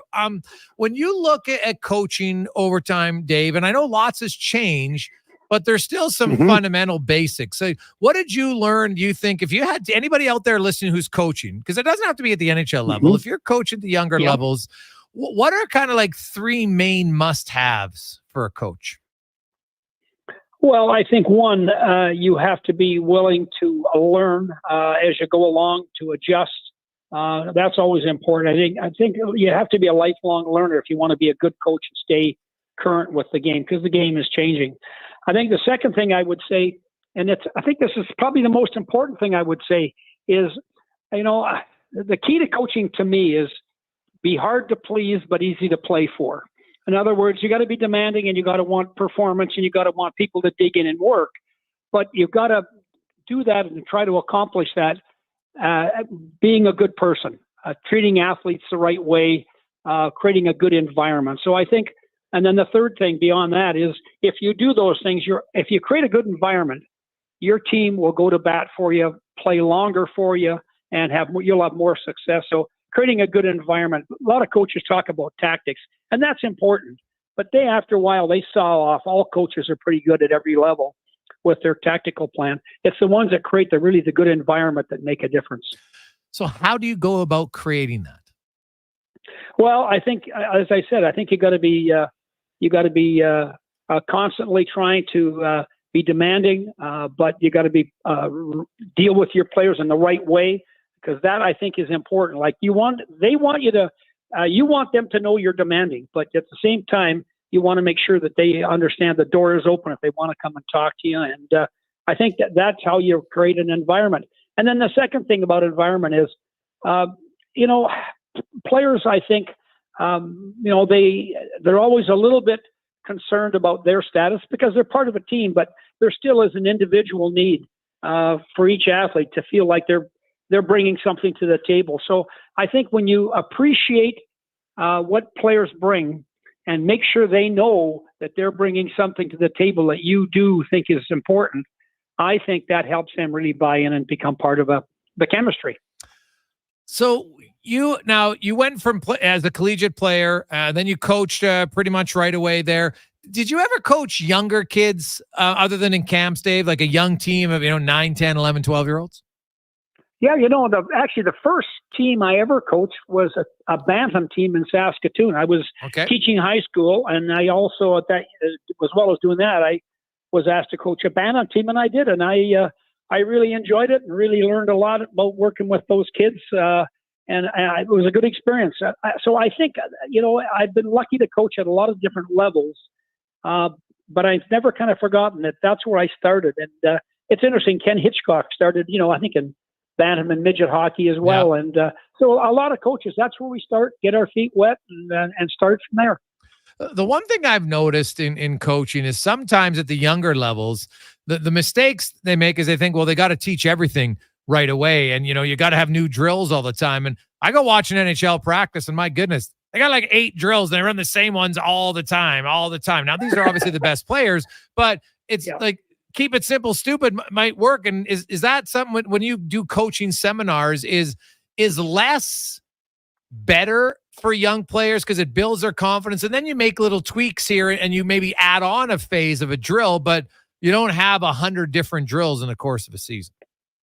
No, you don't. And I think so many coaches, when they come to coaching clinics, they want drills, and I think the number one thing really that you should be thinking about is how do I improve my skills working with people? Because there's a lot of coaches that are very successful that are good enough tactically, but they really are really good with people. The people trust them. The athletes really buy in, and that's an important thing. And you're right. A lot of coaches, I think, they overdo it a little bit in terms of what they're trying to.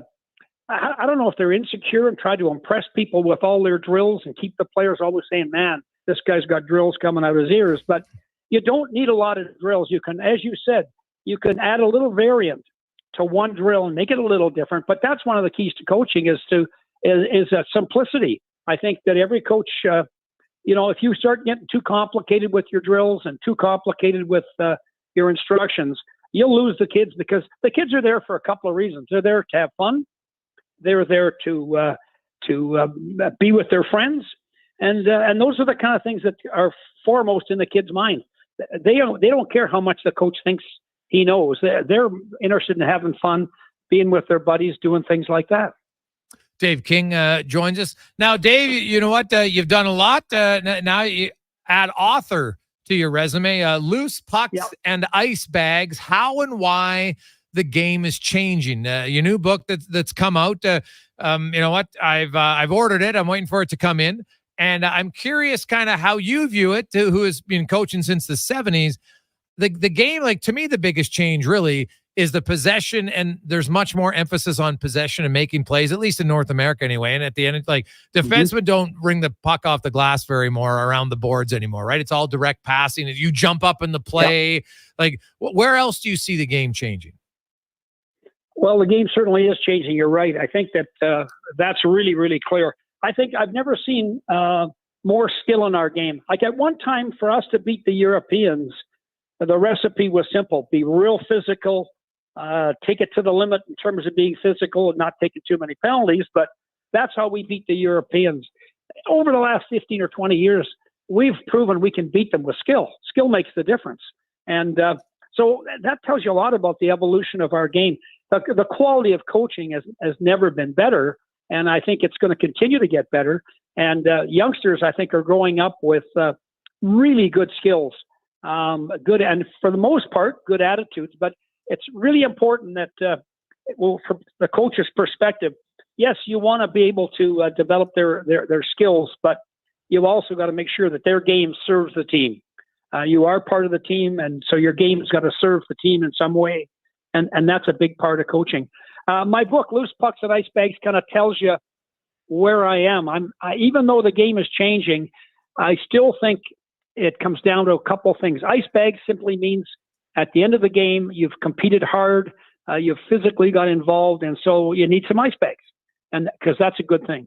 And loose pucks, well, loose pucks to me, if you're first to the puck, you control the game, and as you said, it's a possession game. So I enjoyed writing the book, and it's been received well, and I wrote it to try to help coaches.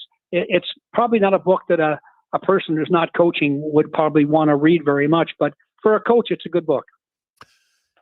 Dave, now your son is assistant coach in Moose Jaw. They won the WHI title, their first ever one. How often are you now? Because you coach for a long time, so do you wait till he asks about it? How do those conversations go now that your son's in the coaching world? It's really interesting. Yeah, Scott coaches with Moose Jaw. He's the associate head coach, and he's been there for about 6 or 7 years. Really loves it, and he does a great job. But he doesn't ask me very much. I kind of once in a while will drop a hint and mention something, but he's not a guy who comes to me for a lot of answers. He's a student of the game. The coaching staff there is really, really good. But Scott never asked very much from me in terms of my opinion. And I don't know. I wish he did, but he doesn't. Well, that's okay, right? Maybe one day he will. But now you went from coaching. You coached the Canadian national team for years up until you got the job with the Flames, and then you're with the Canadians and the Blue Jackets and the Coyotes. And you were also in Germany and in the KHL. How different from a coaching perspective, the style of play? Was it noticeably different? Like, did you have to make a big adjustment in how you coached from going to the NHL to the DEL to Russia and back to the NHL? Going to the DEL, the German league, or going to Sweden, where I coach as well, wasn't as much of an adjustment as you might think. But going to the KHL was certainly I had to adjust because the first time I went there was 2005, 2006, and I went to Magnitogorsk, which is a really good franchise and really well run and well financed. So it was a good place to go, but. It's you have to adjust because the Russians have a mentality that's different. They want the coach to be hard on them. They expect it, and so if you start to be real nice to them, they're suspicious as heck. Like, what is this guy up to? He's being nice to me. So it took me a little while and for them to adjust to me a little bit too. That, as I said, I'm going to be hard to please, but easy to play for. And I think that to me in Russia was the most challenging thing was players expected strong discipline, which you have to give. But at the same time, I'm a North American and I still believe that, being communicatable with your players and getting along with them, it doesn't have to be my way or the highway. You don't have to be autocratic. And that for some of the Russians was a little adjustment they had to make. So, Dave, here's an interesting question. When you go and look back at times when you were coaching, was there a time where, like, what was the biggest kind of in the moment thing you learned as a coach where maybe you had to change your philosophy or your approach, and what led to you altering that? Well, there's a lot of things that are key moments in your development as a coach. I guess, one of the things that struck me when I was coaching, we talked before when I coached that young Bantam team, the game has to meet the needs of the kids, not the ambitions of the parents. And I think I learned that at a young age when I started my coaching career, is that it doesn't matter what age you're coaching, you want to make sure that what you're doing does meet the needs of the guys you're working with.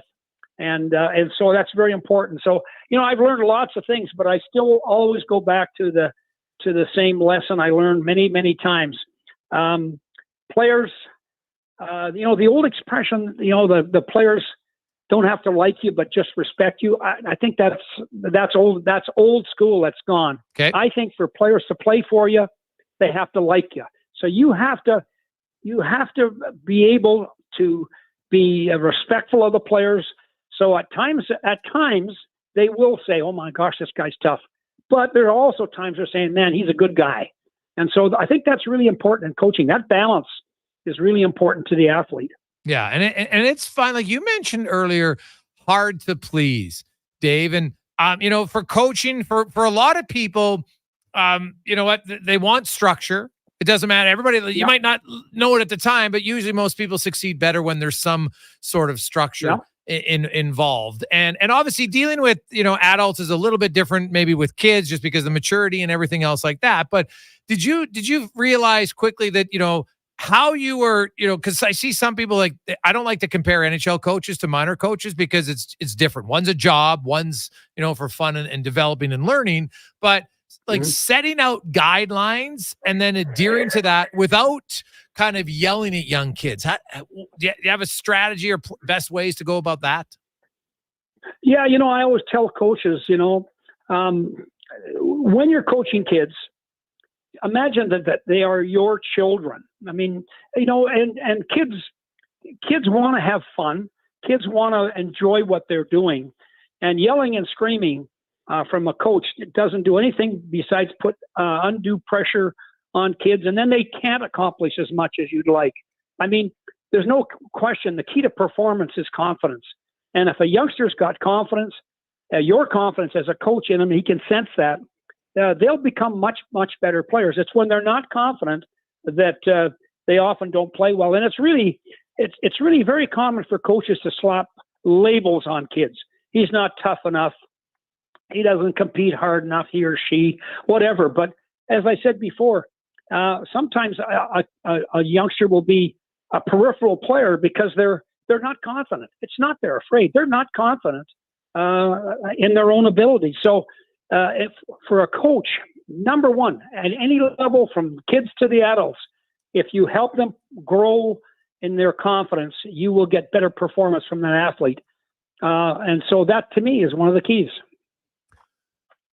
Dave, when you look at the game today at the NHL level, having coached in it, what do you like about the game now that maybe's changed from when you coached and you'd be like, man, it would be fun to coach today because of this?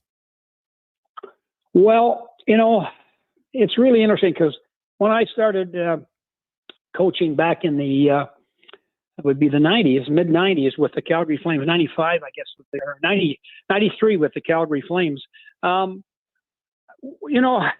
structure of an NHL team was really different. You had two good lines that could carry the play and create your offense. Your third line was a checking line. Your fourth line was mean and ugly, and you used them that way. And then we came up with the rule changes. Bettman brought in, zero tolerance, which I think was good. 2 referees, I think that's a good thing. All those things help to promote our game and make our game a better game to play and a better game to watch. And so, I like the direction the game is going. I think the game is going in the right direction. And as I said before, we have so much skill now that it's amazing. At one time, we had to bring in Europeans to give us the skill element within our teams. Now we don't. I mean, we can bring them in if they're good players, but we have a lot of North American skill, both sides of the border, that's been developed in our game right now. Dave, it's great catching up with you. I look forward to reading the book. And what are you officially retired now, Dave? Yeah, I'm officially retired. I do a little work for Yaroslavl Lokomotiv in the KHL. I'm the advisor to the coaching staff. So I watch their games. Okay. I send them reports on what I've seen. I give them comments, the things they have to work on and make and hopefully make better. I help them with the playoffs, doing the pre-scouts and game reviews. So I do that all via video. But what I've always tried to do, I've always believed you got to be a learner when you're in the game. As I said before, when you do that, you're motivated. Like I still watch hockey, and it still motivates me to watch it because I want to stay current with where the game is going. I want to make sure that I always understand if the game is changing, how is it changing, and be conscious of that. So yeah, I love it. It's a great sport, but I am officially retired from behind the bench, but I still love to watch it. Dave, if you were a coach, how would you game plan McDavid? Well, I'll tell you, he is a very difficult player to defend against. I mean, in my era back, we used to, against a good player, you'd go man on man. You'd get somebody who could skate with them and try to stay with them, shadow them a little bit, and maybe in the offensive zone and the defensive zone, you were trying to stay real close, make his game difficult. Now, with a guy like him who is so fast, so skilled with the puck, it takes more than one man. I think everybody on the ice has to know that he's on the ice. You have to know you have to be on the right side of the puck. You have to know sometimes just getting the puck out, giving up possession's not a bad thing as long as you give it away where you want them to get it. So with McDavid, you got to be really smart. You got to be really active. And then, he's still going to get his chances, and you just got to hope that he misses. I mean, he's a marvelous player. Boy, people in Edmonton, I mean, what a deal to be able to watch this guy live, 40-some nights a year. My goodness. And he was outstanding in the playoffs. We've had Bobby Orr, we've had Wayne Gretzky, Mario Lemieux, Gordie Howe, a lot of great players in our game. McDavid likely is going to leave the game when he's finished being the best player ever to play. Yeah, he's It's pretty entertaining. And Oilers fans are pretty spoiled. They go from Gretzky, now they get McDavid. Not a bad run. They had some low years in between, but not a bad run right now. For sure. Not a bad deal. No, you bet. Dave, thanks so much for this. Brownie says hello and is disappointed that he's on holidays today. So we appreciate you coming on. All right. Take care. There you go. That is Dave King. And I've met Dave many times, and I'm very much looking forward to his book. If you were a coach, and I don't care what level you're coaching at, I recommend it. Loose Pucks and Ice Bags, How and Why the Game is Changing. And really, it's for those who coach, who want to learn more about it. And as he said, there's few things in coaching. You can learn lots. The best coaches, and I feel the most confident coaches are the ones who are helping other coaches, at different levels. And I look at sports right now, and I think, for my own personal opinion, the mistake we make in hockey, and I'll just hockey because that's what we're talking about, in hockey associations, is we put so much of an emphasis on hashtag good coaching at the AA levels for young kids that they don't ensure that you have good coaches at division tier 1 and tier 2 and tier 3 and tier 4. And the association should invest money to have somebody who oversees it and ensures that, hey, here's a practice plan for all of you. Because as Dave just said, the practice, you don't need all these massive drills. It's ridiculous. You can get a set of 10 drills and say, okay, here you go. Now we're going to have somebody come out, show you how to do the drills. And maybe there's a kid who's just starting hockey at 10 years old who's a freak athlete. But guess what? They're not going to be able to play AA at 10 because they're just starting. But if they get the same proper coaching on working on edge work and different elements and thinking the game and seeing the game, by the time they're 16, they might be just as good because they're just a natural athlete. And I think we get focused too much on the small percentage at a young age, even though hockey has been proven time and time again that it's a late developing sport. And this is not my opinion. That's data that backs it up. That we miss out on too many players who are lower tiers early on. Maybe they're not that aggressive. Maybe they started later. Maybe they're playing other sports. And I think that's where we miss out. And if you can get better education, just like in school, if you get better education and more drills to other kids at a young age, all of a sudden you increase your talent pool across the board. And more importantly, it's more fun.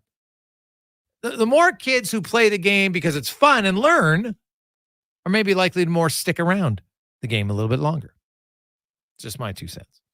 3:48, quick break. We'll return on the Gregor Show, presented by PlayAlberta.ca. We got loads of text flying in. 833-401-1440. Milt Stegall will join us after 4 o'clock. We'll talk some CFL. The Trey Ford Show gets going tomorrow night. We'll talk some NFL with Ian Furness and more on the Jason Gregor Show, presented by PlayAlberta.ca. The summer road lays ahead. Your potential destinations are endless. Volvo Cars Edmonton gives you choice to match. Right now, lease a 2024 Volvo XC90 from 0% for qualifying loyal customers, or save $7,000 on all new 2024 XC60 recharge plug-in hybrid models. All demo vehicles come with a free 10-year, 1 million kilometer warranty. No matter what you decide this summer will become, your first choice is Volvo Cars Edmonton. VolvoCarsEdmonton.com, 1205 101 Street Southwest. Rule number 62, never miss a free pancake breakfast. It's unheard of and frankly a little upsetting. Summer in Alberta has its own set of rules. And if you're looking to add a little extra fun, Play Alberta has it all. Use promo code SUMMER to snag a $50 casino bonus for casino, instants, and live dealer with your next deposit. Get ready for promotions throughout the summer to help you make the most of those sunny Alberta days. Because we all know they don't last long enough. Bonus terms and conditions apply. You got a go-to coffee spot, a trusted barber, even a lucky game day jersey. But when it's about looking your absolute best, there's only one name you need. Mr. Dirk. Family run since 1939. We're experts in crafting impeccable tailor-made suits and offering a wide variety of everyday styles. Pair that with personalized one-on-one fittings and the convenience of on-site tailoring. Mr. Dirk elevates your style game. Visit our Edmonton store or explore MrDirk.com. Score big on style with Mr. Dirk. The cheesy burger pizza is back at Papa John's. See what happens when you ask for it? Boom! Finally, it's on the menu again for a limited time. Get all the items in the cheesy burger trio or choose between the large cheesy burger pizza for $18.99, cheesy burger papadilla for $9.99, and bacon cheesy burger papa bites for $8.99. $6.99. All made with sizzling beef, dilly pickles, ooey gooey cheese, and burger sauce. That's right, burger sauce. Get it before it's gone. Better ingredients, better pizza. Better get you some cheesy burger pizza at Papa John's. Introducing the Female Super League. Female hockey is on the rise with more women playing the game than ever. Join us as we pave the way for the future of women's hockey. The FSL is more than a game. It's a movement and an experience for the motivated female athlete. Teams will compete in a showcase-style format featuring consistent interprovincial competition. Come be part of the journey as the 2024-25 season unveils a 12U division, as well as the launch of a groundbreaking progressive body-checking 14U division. For more information, visit femalesuperleague.com. Summer starts with the service department at Vision RV. Hi, Larry Ricci here. Before you set out for another season of camping, traveling, and exploring, be sure to book your RV in for servicing. Maybe it's a peace of mind inspection, or does your RV need some TLC? At Vision, we have 10 state-of-the-art service bays, a drive-through appointment bay, and a fully stocked parts department, plus a cozy customer lounge while you wait. Summer service, Vision RV, just south of the Yellowhead on Highway 60.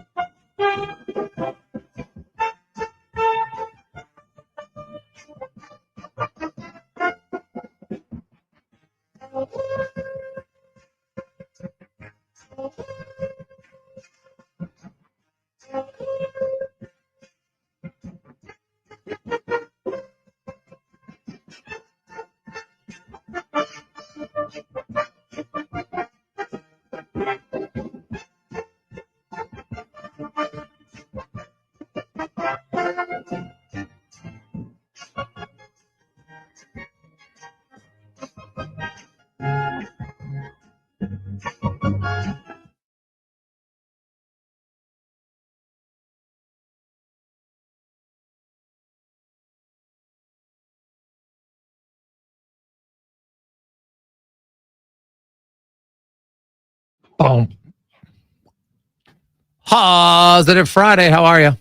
Jason Gregor, Connor Halley with you on Sports 1440, Oilers Nation, YouTube, and Facebook. And hey, tomorrow night, if you're a fan of the green and gold and you're curious, Con Man, where are you tomorrow? Heading down to Central Social Hall for the Elks watch party, 5 o'clock. Downtown? Downtown location, Jasper Ave, 109th. Mm-hmm. If I do say so myself. There you go. So, you giving away stuff? Yeah, absolutely. Lots of prizes. We do trivia at halftime, give away a couple jerseys. We've got sweaters, hats, mini footballs, lanyards. There's specials on the drinks as well, food specials. So come on down. Sit in our section for sure. You want to get in on that one. Always a good time. All right. So what time's it start? Kickoff's 5 o'clock. We'll be down there around 4:30. Get there a little early just to make sure you can get in our section. Okay. It does fill up fast. Oh, nice. Well, I will say the Trey Ford interest will have people tuning in, myself included, although obviously I watch all the games, our job, but this one I am looking forward to. Then the Stingers game, 6 o'clock on Sunday. Who doesn't like a good playoff game? I know I do. So that should be quite exciting. Looking forward to it. So awesome stuff. We got lots and lots of text to get to, 833-401-1440. McGregor, I have to say I love the difference in opinions and guests you have on in a wide range of sports. I've been listening for the entire show. We're talking hockey, we're talking cycling, you're talking boxing, you're talking McTavish. It's been great. Best part of your show is that you guys will talk all sports at any time. Well, thanks for that. Doug, I appreciate it.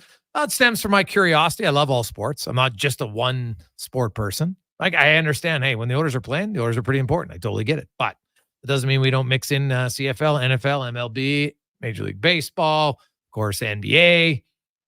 Talk all of it. I don't care. I like sport. Tennis, golf, auto racing, whatever's happening. It's a story in sports. And I think most of you are sports fans. So you want to talk about different sports. I like it.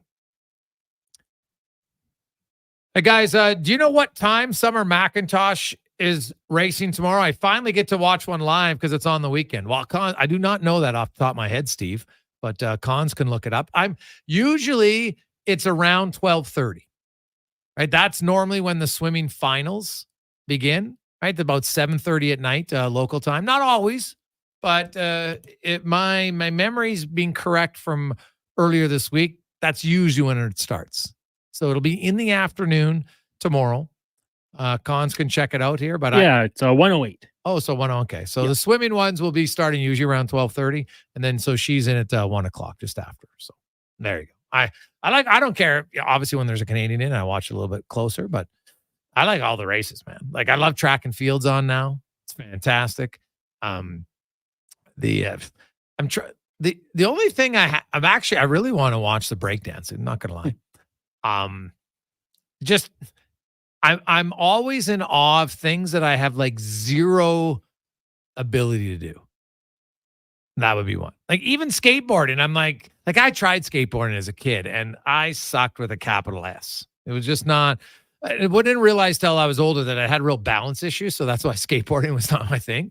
So and even now I do a lot of balance stuff just to improve. And we talked to Lorianne and she said like one of the big key things is a balance in making sure that their quads and their hamstrings and everything, but also just straight balance for a lot of people. And you think about it in hockey when people have, their son or their daughter who struggles, maybe they're not a great skater early on. Well, if they can't balance off of the ice on their own feet, how do you expect them to balance on the ice? It was the greatest thing I learned at a coaching thing a few years ago. And so now I do a lot of balance stuff just with your team. Right? One-legged stuff. Have them stand there. Hold it for 10 seconds. I know it sounds easy, but you'd be amazed at how many people can't do it and how many kids can't do it. So if you don't have great balance on your foot, how are you going to balance on a skate blade? Right? So it was a real eye-opening comment. It's one that always remembered and try to incorporate that. And it is something just like anything. You want to get stronger? You can do workouts and different things to get stronger. You want to improve your balance, you can do it. Right? Like nowadays they do things like goaltenders are working on skating and lots of different things like that. Hey, Gregor, I noticed Stuart Skinner changed agents today. Any idea why? And should we be concerned about his contract? Well, I don't think you should be concerned about his contract considering he's got 2 years left. So that's a long ways away to worry about that. So he went with he's with, I think it's Alpha Hockey. I got to double check if that's the proper term, but Ray Petkow is one of their agents. Now they focus a lot on goaltenders, right? They work on not just, deals for your goaltenders, but also, not advertising, but sponsorship situations like that. They're very kind of goalie specific. So that's probably maybe why he made the move. I'd have to ask him. I don't know. I'm speculating a little bit there, but looking at that agency, that's an area and that's a position they've really kind of specialized in. So, but no. And in fact, when I look at some of the contracts they've negotiated, they don't really have a reputation of really squeezing every last possible cent out. So if anything, maybe you should be happy about it. But Stuart Skinner's got 2 years left in his deal. He's had an opportunity to be one of, if not the best value contract amongst goalies here for the next few seasons for the Edmonton Oilers. If you look at wins and saves and everything else, and then he'll get an extension after that. So, but I wouldn't worry about it too much at all for Stuart Skinner. That's a good thing for sure. So. We're talking Stuart Skinner, not Jeff Skinner. He has a 1-year deal. Stuart Skinner has 2 years remaining still on his deal that he signed. So it's a good deal at $2.6 million for the Edmonton Oilers. So, hey, Greg, that's perfect timing. Canada soccer is on at 11 a.m. Once it's over, right to swimming. Love it. Well, you know what? And that's the thing right now is if you've got you can record one channel because you've got TSN, Sportsnet has some, obviously CBC. I just kind of record all the daytime and then I go back, commercial breaks and different things and watch the other stuff. It's because they're right now, like you get into the weekend, there's so much going on. And you're right. For a lot of people that work, now some of you come home from work and if you've I haven't been able to listen to Sports 1440. I question what you're doing if you haven't done it. But maybe you don't know what the results are. So you can check it out. But I don't know. There's something a little bit different. It's probably harder now to not know the outcomes, especially medals. But even though if I know somebody won a medal, I still want to see the performance. Right? Like I only watched one of Canada's medals today. So I will watch the other two later tonight when I get home. Because I just like to see the whole performance. It's fun. Like I might know the result, but I want to see it, what happened, how to get there. So, and trampoline. I love it. I love trampoline. We have a trampoline now. Obviously, I'm not trying any of the trampoline moves in there. I can do a flip, but barely land it. It's not overly pretty. But we do have a basketball hoop on our trampoline. And I'll tell you right now, if there was a trampoline slam dunk competition, I've learned quite a few dunks. Got the old 360 going, no big deal. Got the Vince Carter through the legs, no big deal. So I have to try. I saw one online today, Cons. I don't know if you saw it or not. There is a dunk. So a guy, it runs as he's in midair. He bounces the ball off of the ground and does kind of the running man in the air and then dunks it. I'd never seen that dunk before. It was pretty damn impressive. So that's one at next year. Once when I saw it, I'm like, well, now I want to see that at the NBA dunk competition next season. I'd like it. So, hey, boys, I hope you enjoy the long weekend. Big shout out for Team Canada's men's basketball for winning their group from Tyler. Hey, you know what? They looked really good. They've looked very good. Canada's 3x3. The Plouffe sisters here from Edmonton, they've looked good. The women, their game's not where it wants to be. But I'll credit Paul Sir. He basically called this. He said Canada's going to struggle because they don't have any scores right now on the women's side. Like, look on the men's side. You got two of the best scorers in the entire world. Shai Gilgeous-Alexander is a legit scorer. In the NBA, is a finalist for the MVP. Like, he is good. Right? Jamal Murray, hell of a score. Well, RJ Barrett, decent score. They've got some good guys. But right now, the women's game is really lacking a big finisher. They don't have a great shooter. They don't have a great scorer. Because scorers don't necessarily just have to be great shooters. Right? Shai Gilgeous-Alexander is kind of different in the fact that he has a lot of mid-range shot. He's not the guy who's just sitting beyond the arc all the time. Which I know that they go on statistics now and they say, oh, the mid-range jumper isn't very worthwhile. Well, it is for Shai Gilgeous-Alexander, which is nice.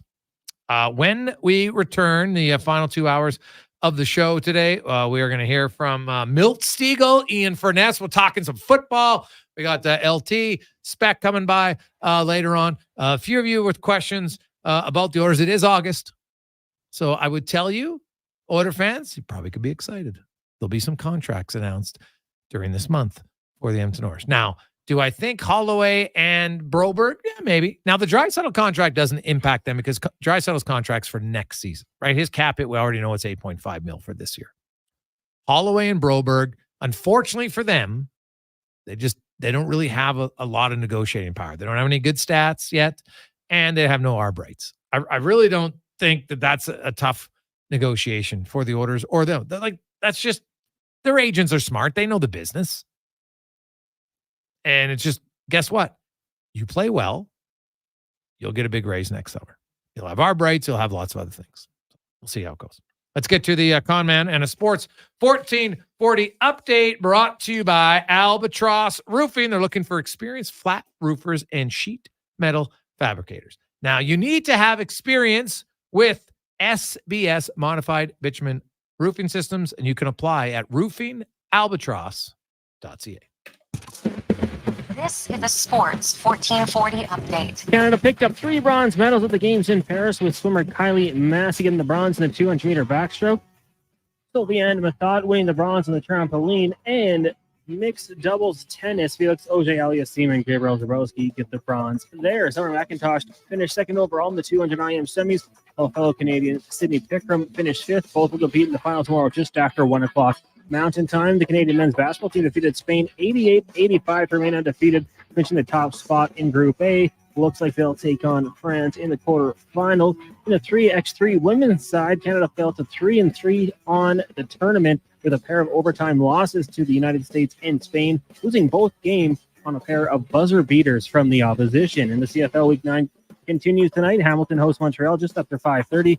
The Elks get back into action, looking to pick up win number 1 on the season in Saskatchewan. That gets going tomorrow at 5. Trey Ford will get the start at quarterback. Sticking with quarterbacks, BC Lions quarterback Brendan Adams Jr. has avoided a long-term injury. Looks like he'll be out week to week. He suffered that injury last night in the 25-0 loss to the Winnipeg Blue Bombers. In the majors, the Jays kicking off a weekend set in New York, taking on the Yankees tonight. First pitch set for 5 o'clock. You can hear them tomorrow and Sunday right here on Sports 1440. In the CEVL playoffs get going tonight. Scarborough hosts Ottawa at 5 o'clock. Then at 7:30, it's the Surge of Calgary taking on Winnipeg. The winner of that one gets the Edmonton Stingers on Sunday. And the Riverhawks kick off a weekend series against Port Angeles tonight. That'll get going just after 8 o'clock.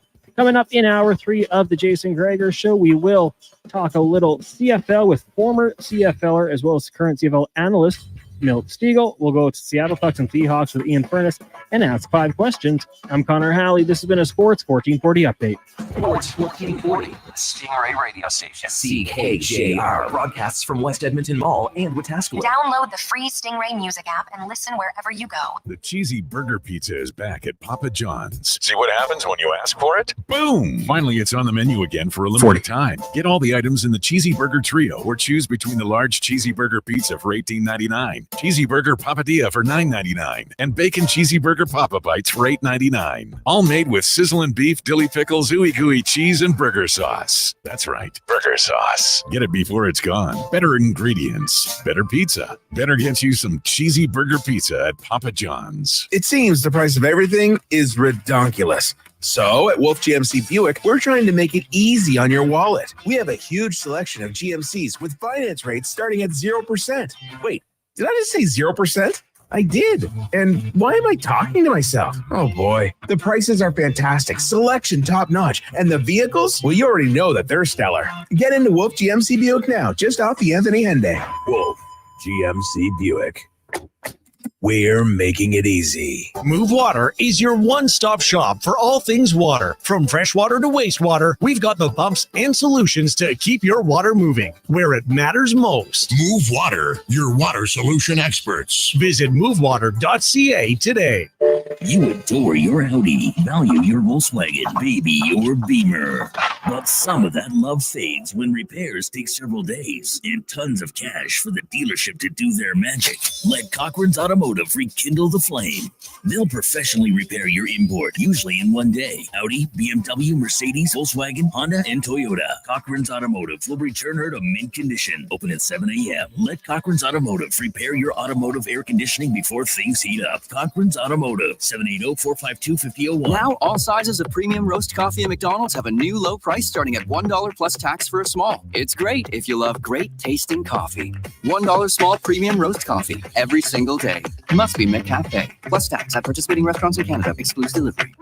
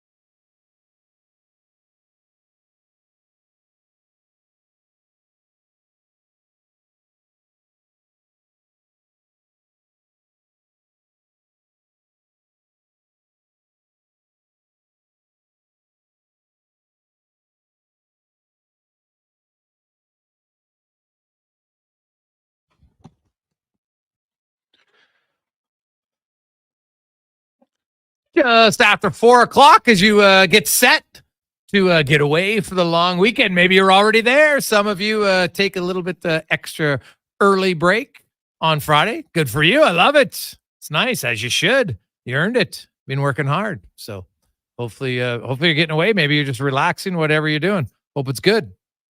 Who doesn't like a long weekend? I guess unless maybe you have to work. So I know there's some people out there that gotta grind through. So thank you. Thanks you to those who are grinding through, so the rest of us can have a little extra time off. So it's always nice. So don't want to be we want to be too selfish, so we have to think about those who are working and don't get the long weekend off. So the few suckers. No, I'm kidding. Let's talk a little football. The football report brought to you by Legacy Heating and Cooling. Home to no payments, no interest for 1 year in your AC unit. Stay cool all summer long. LegacyHeating.ca, the Hall of Famer, analyst for TSN, Milt Stegall, joins us. Milt, how you doing, my man? Man, I'm doing great. How about yourself? Hey, I'm good. Geez, I'm not as good as you. Former Bomber, probably just loving last night's demolishing of the BC Lions. Yeah, that was a big win for my old Bombers. They needed that when they've been struggling, but that may catapult them into getting back into the playoff. What did you make of that performance last night? Like, I know obviously Vernon Adams got injured late in that game, but prior, like, they only had a combined 126 yards in offense, passing and rushing the entire game. What didn't you like about BC's offense, or was this all on the Bombers' defense? I think it was a combination. That Bomber defense, they revved it up. Those defensive backs, then their superstars. You're talking about Big Hill and, of course, Inspector Gadget, Willie Jefferson. They came with it. Defensive coordinator Jordan Younger had a great plan, and that defense executed. But then it looks like there's something going on with Vernon Adams. These last two games, especially what he did, though,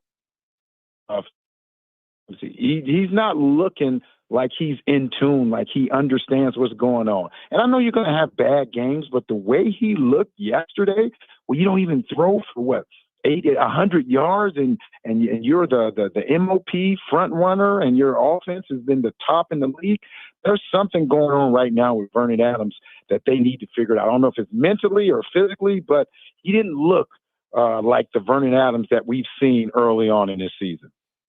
Speaking of stats and quarterbacks, Milt, here in Edmonton, Trey Ford is perplexing to me why it took so long for him to get a start after what he did last year, considering how bad they were pre-Trey Ford and really how bad they've been post-Trey Ford at 4-6 last year. Where do you come out on the Trey Ford situation? When you see him come in, and I know some people call it garbage time, I'm like, I don't care. The defense was still trying to get after him. He made plays. And for a team that had nothing going, he added more excitement in 9 minutes than they might have had in the first 6 games combined.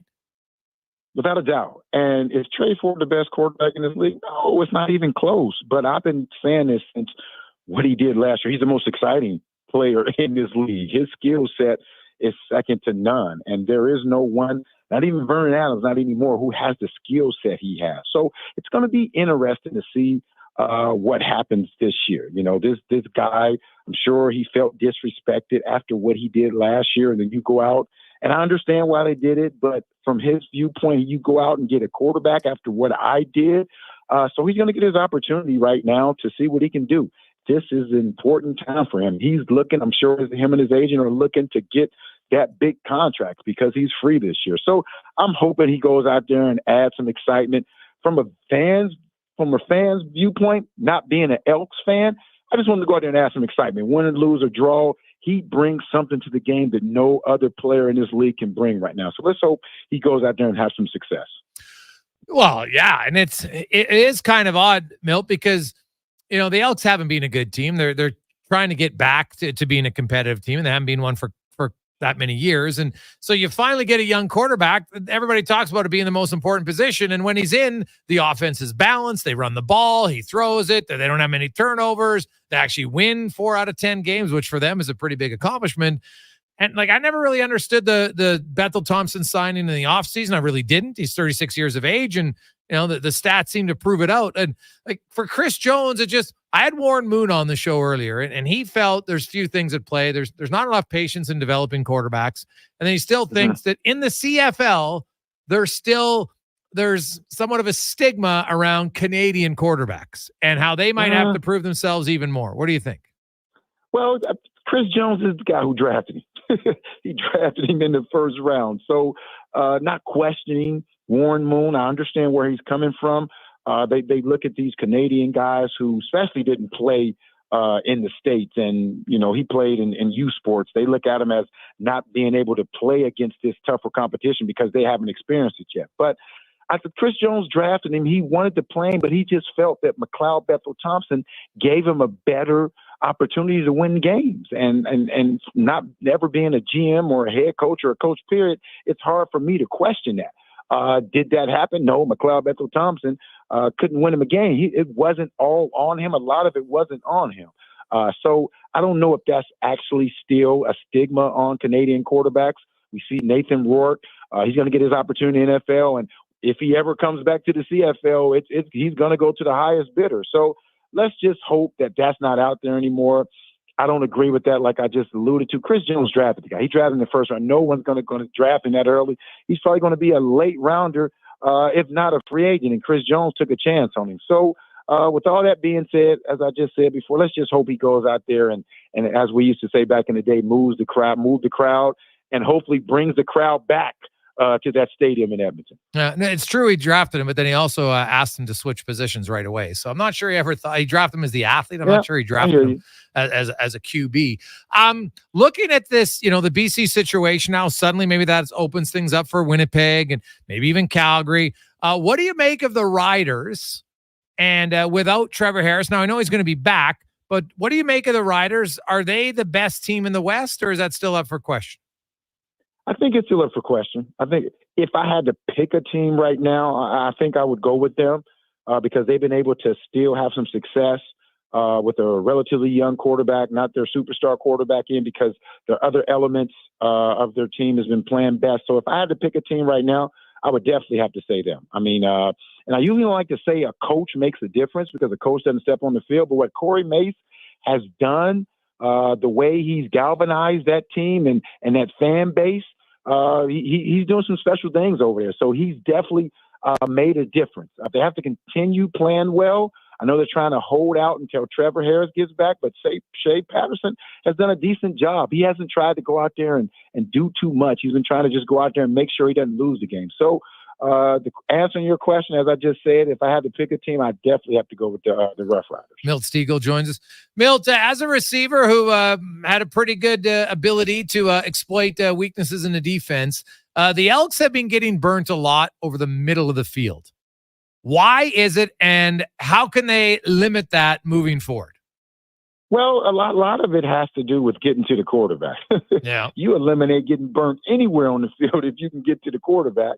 The middle of the field is the easier throw for the quarterback because that's in his sight. So it's always the easier throw. So a lot of plays are designed to be thrown across the middle of the field, but they're still dealing with the somewhat relatively young backfield, defensive backfield. Those guys have to learn to play together. I know they have Purefoy back there when he's healthy, but you still have a young group of guys. And if you can't get pressure on the quarterback, they're trying to exploit the middle of the field because that's the easiest throw in football. So you get quarterback pressure on the quarterback, and that eliminates throwing in the middle, throwing it on the sidelines, throwing it anywhere. If they can do that, they have a great chance at eliminating all of that. Milt, great stuff, man. We appreciate it. We look forward to seeing the broadcast. Should be a fun weekend. Tonight, maybe the Tiger Cats are back. We'll see. What do you make of them? I actually, when they were 0-5, I was like, geez, they're actually not a bad team at 0-5. Now they've suddenly won 2 in a row. What are their chances tonight, you think, against Montreal?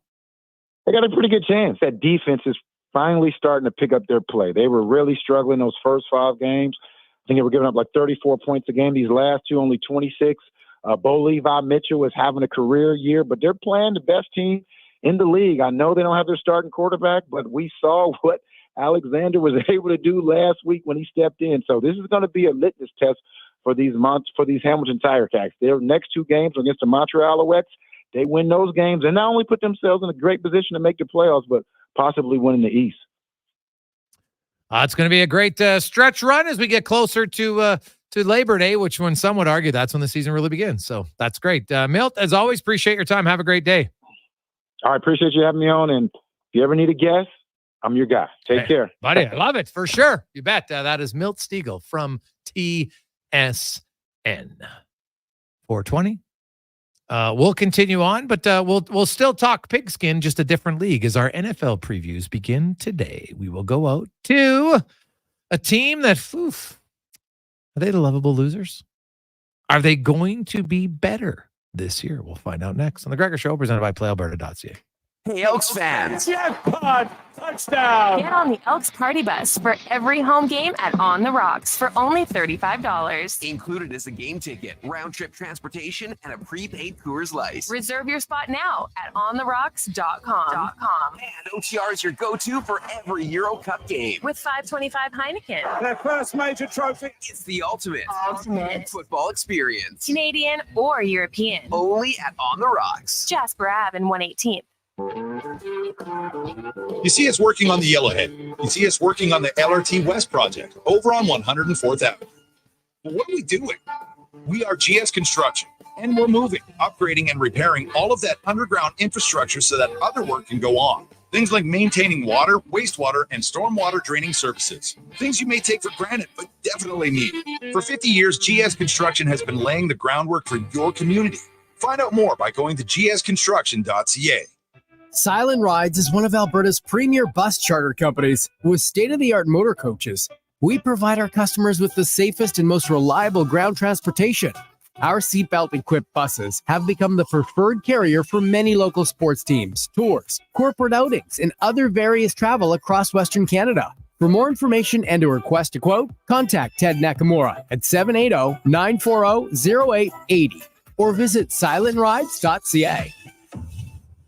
Hey, sports fans, we've got a clear choice for you. At Crystal Glass, we provide customers with the perfect glass for any job. From home to auto and even commercial, installation or repairs, we're your team. Call 310 Glass or visit crystalglass.ca. Crystal Glass. Rule number 41, never challenge a goose in the Bow Valley. They run this town and they know it. Summer in Alberta has its own set of rules. And if you're looking to add a little extra fun, Play Alberta has it all. Use promo code SUMMER to snag a $50 casino bonus for casino, instants, and live dealer with your next deposit. Get ready for promotions throughout the summer to help you make the most of those sunny Alberta days, because we all know they don't last long enough. Bonus terms and conditions apply. Be melon jolly, not melancholy. Summer is ripe for fun, and some Booster Juice bestsellers are back in season. Watermelon smoothies, including the refreshing Watermelon Wave, a berry burst of strawberries, raspberries, pomegranate, and vanilla frozen yogurt, and fan favorites, Watermelon Explosion, a refreshing burst of bananas, mangoes, and pineapple, both made with watermelon sorbet and probiotic yogurt. All of the watermelon, none of the seeds. Visit a Booster Juice near you today, or download the Booster Rewards app.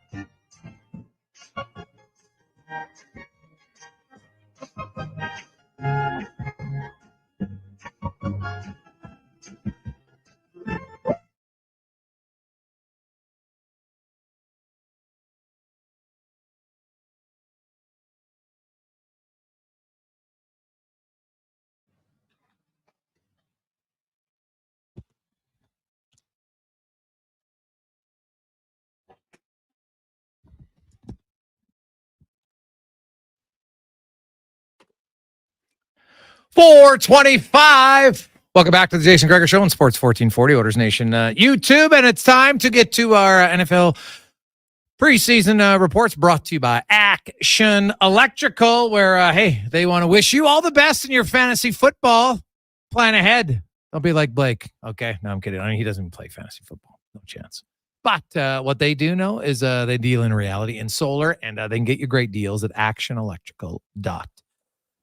And we start our NFL previews. Good friend of the show as we welcome him back. The host on 93.3 KJR in Seattle.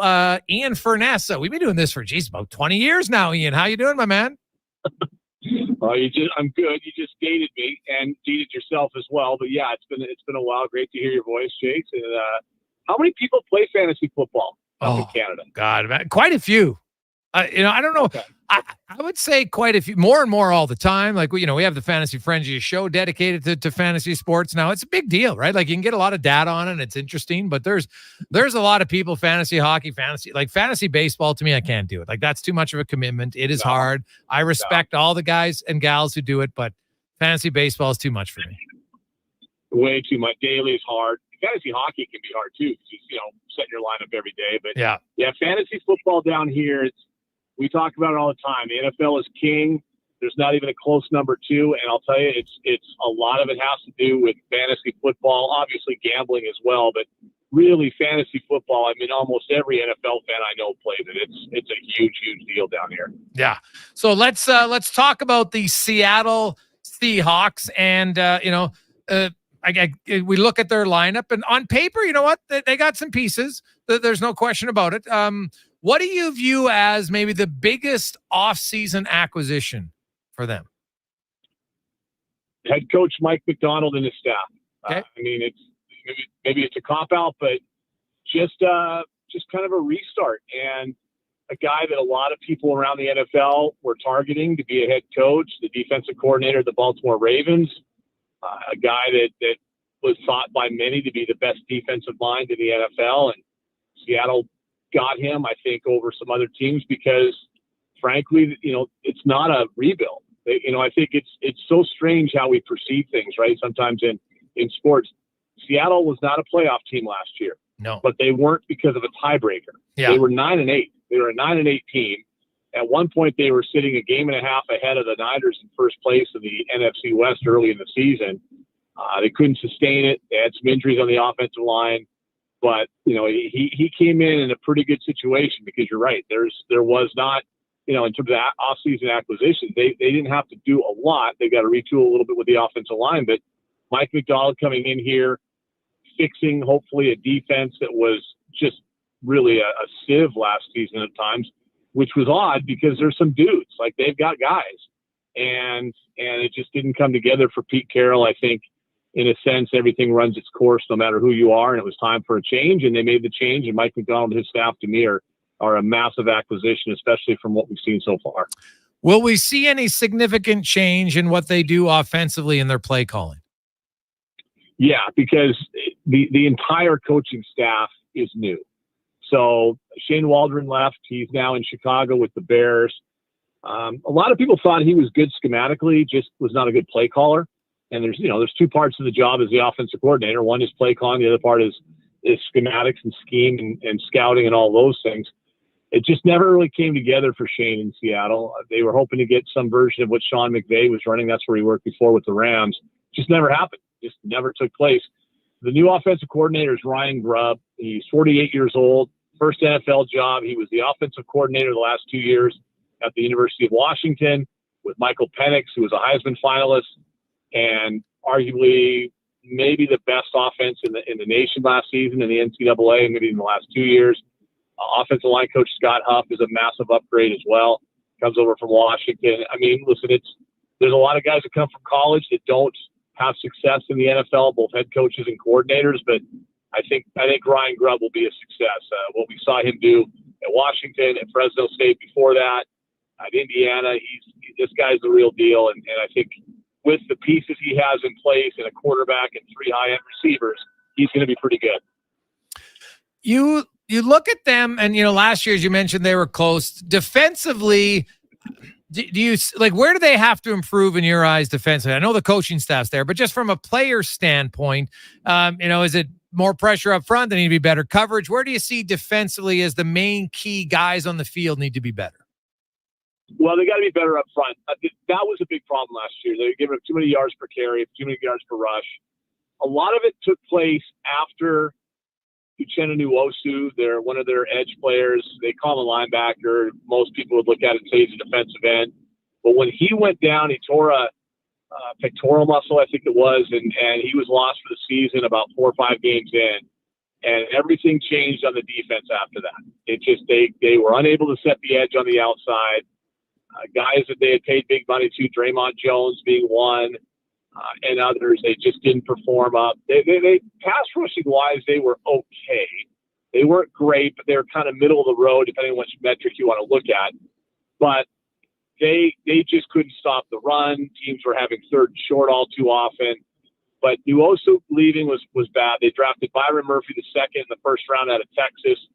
Most people believe he was the best interior off defensive lineman in college last season. He's been special to watch him. He's explosive. He's strong. I think he'll help quite a bit. And I think just having that defensive mind that is Mike McDonald as your head coach, he's not the D coordinator, but he's going to call the defensive plays at least the first year. I think automatically you're better. What he was able to do in Baltimore, moving pieces around, putting guys in a position that maybe is unorthodox, but it fits their skill set, really helped quite a bit. Every guy talked to Jaron Reed today, who played nose tackle last season and back for his second tour with Seattle, and he's excited. It's just the defense is playing to guys' strengths, and I think they've got some question marks at linebacker. Bobby Wagner's not here anymore, but to be honest, he's lost a step. He's in Washington now.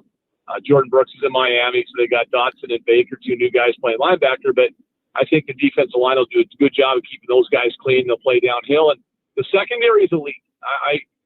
There's been some controversy here in Seattle because the new a game came out, the Madden game, and different things. But Devin Witherspoon, Reek Woolen, Trey Brown, Michael Jackson, Artie Burns, a couple draft picks. They're loaded at corner. They're far better safety with Julian Love and Tayshaun Jenkins. So they're good. And they really only have the question mark at linebacker. And then again, they've got an elite defensive mind. I think they'll be far, far better on the defensive side of football. Are you expecting Murphy to start on the D-line?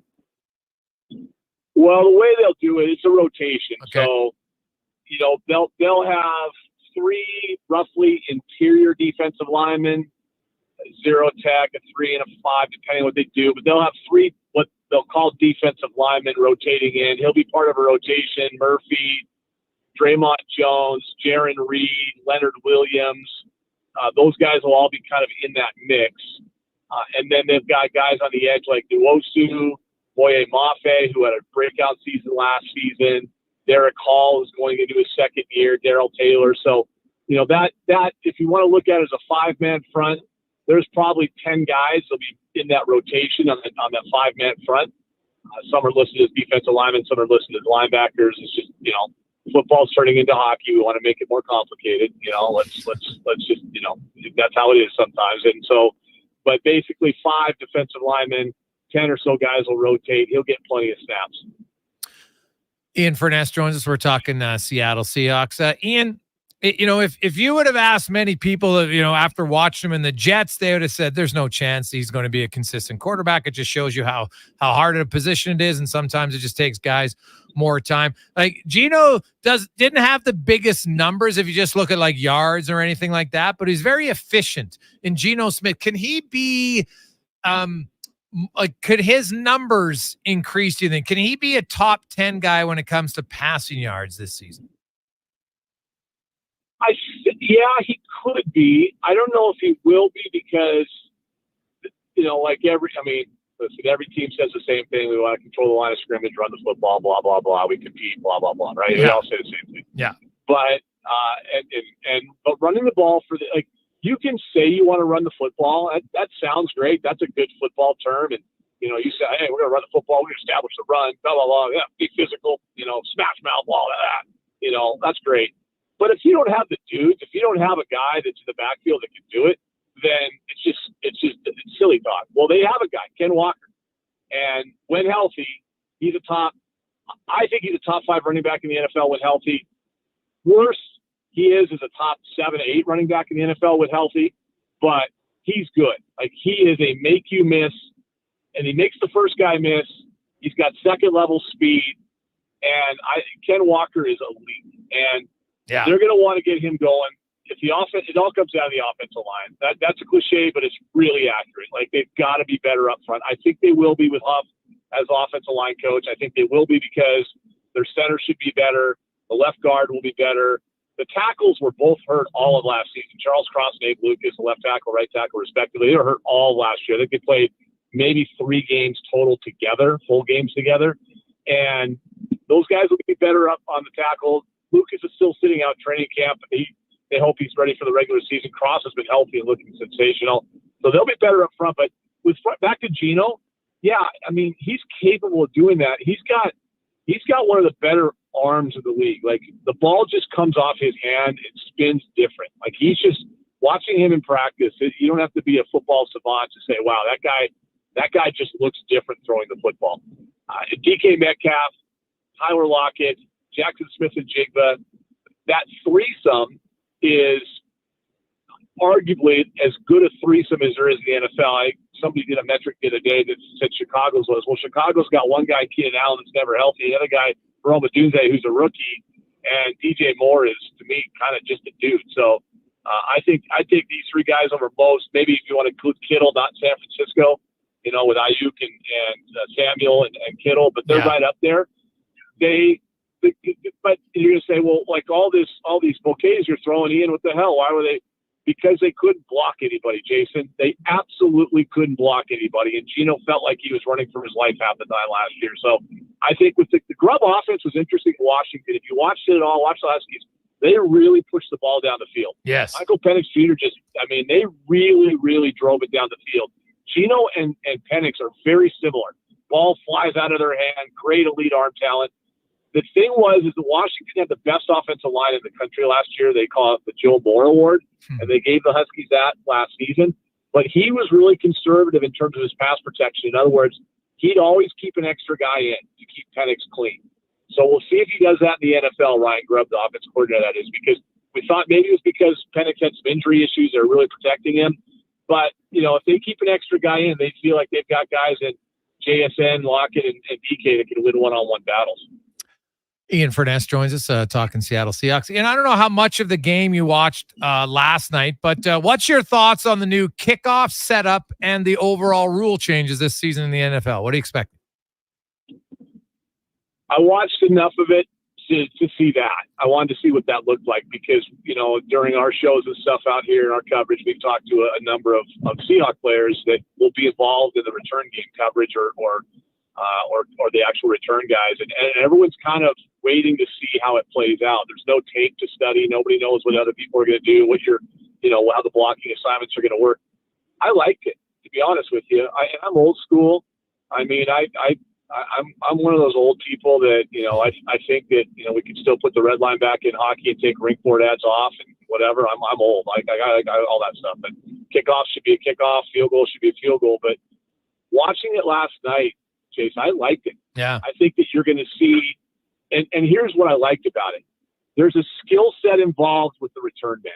Yeah. In other words, if you have a guy that, again, let's go back. There's a lot of guys that are fast in the NFL and quick and open field, but making someone miss is a underrated trait and talent.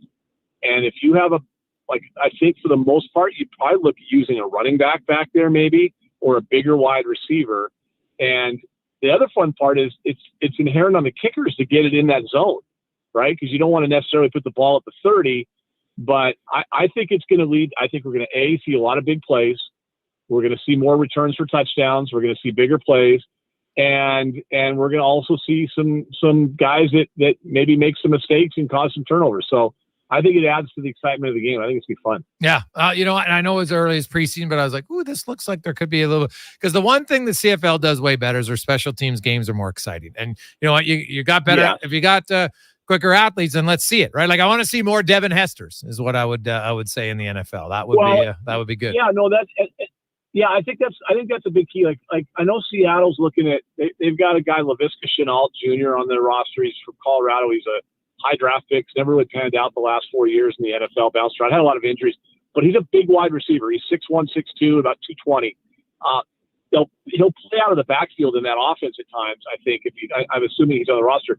He's built for this type of kickoff return. Like if you think back in the past, Devin Hester, those types of guys, they're all small, right? They're kind of little guys that they're just looking for a crease, and if they didn't get it, they just kind of go down softly, whatever. Well, now you're basically going to, it's a hat on hat blocking, first of all. So all you need is one guy to make a block. Yeah. And you're going to have, and if you or make a guy miss or break that initial tackle. So I think you're going to see different teams using different types of players in that role of a kickoff return. Like if you do play fantasy football and you got special teams, it's a massive ultimate wild card because you have no bloody idea what you're going to do in terms of who's going to be good and who's not the first year.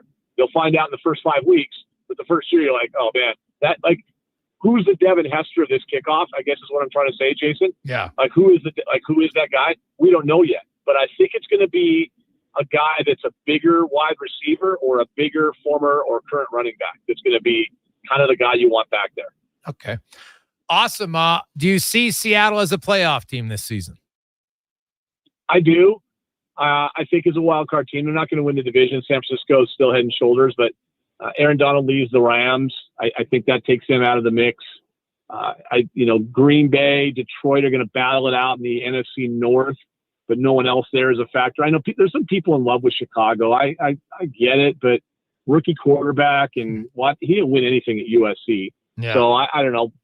Prove me wrong, Caleb Williams. And then the NFC East is kind of a dumpster fire, to be honest with you. Yeah. The Giants are a dumpster fire, and Philadelphia's good.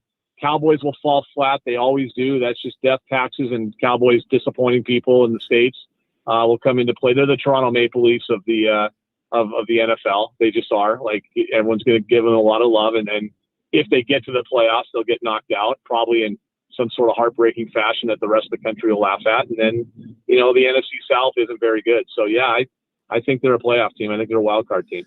Ian, great stuff, my man. Hey, what about the Kraken? I'm hearing there's a little bit of pressure there. Fans like, hey, you got to get a better team going. What do you make of the Kraken heading into year 3? Well, 4? Yeah, I think there is for a couple. Well, they had a lot of their season ticket holders are on 3-year contracts. Okay. And so some of those are up. I don't know what the percentage is. Now, I've heard they've done a pretty good job of renewals despite some naysayers and doomsayers in the media here. But no, man, listen, it's pro sports. You got to win. Yeah. And I applaud listen, here's what they did, which is really, I think this is admirable. We compare them to the baseball team here all the time. The Mariners go to the playoffs in 2022. They do absolutely nothing in 2023 offseason, and they fall flat last year. Kraken go to the playoffs in 23, do nothing in the offseason, and say, oh, we get Burakovsky back, we'll be fine. That'll help us. They did nothing. They fell out of the playoffs, lost a lot of the momentum and the goodwill they built up. Well, their ownership group, Jason, they are no nonsense, man. I'm telling you right now, they do not screw around. And if it wasn't a salary cap league, I'd like their chances even more because I don't think they'd hesitate to spend a ton.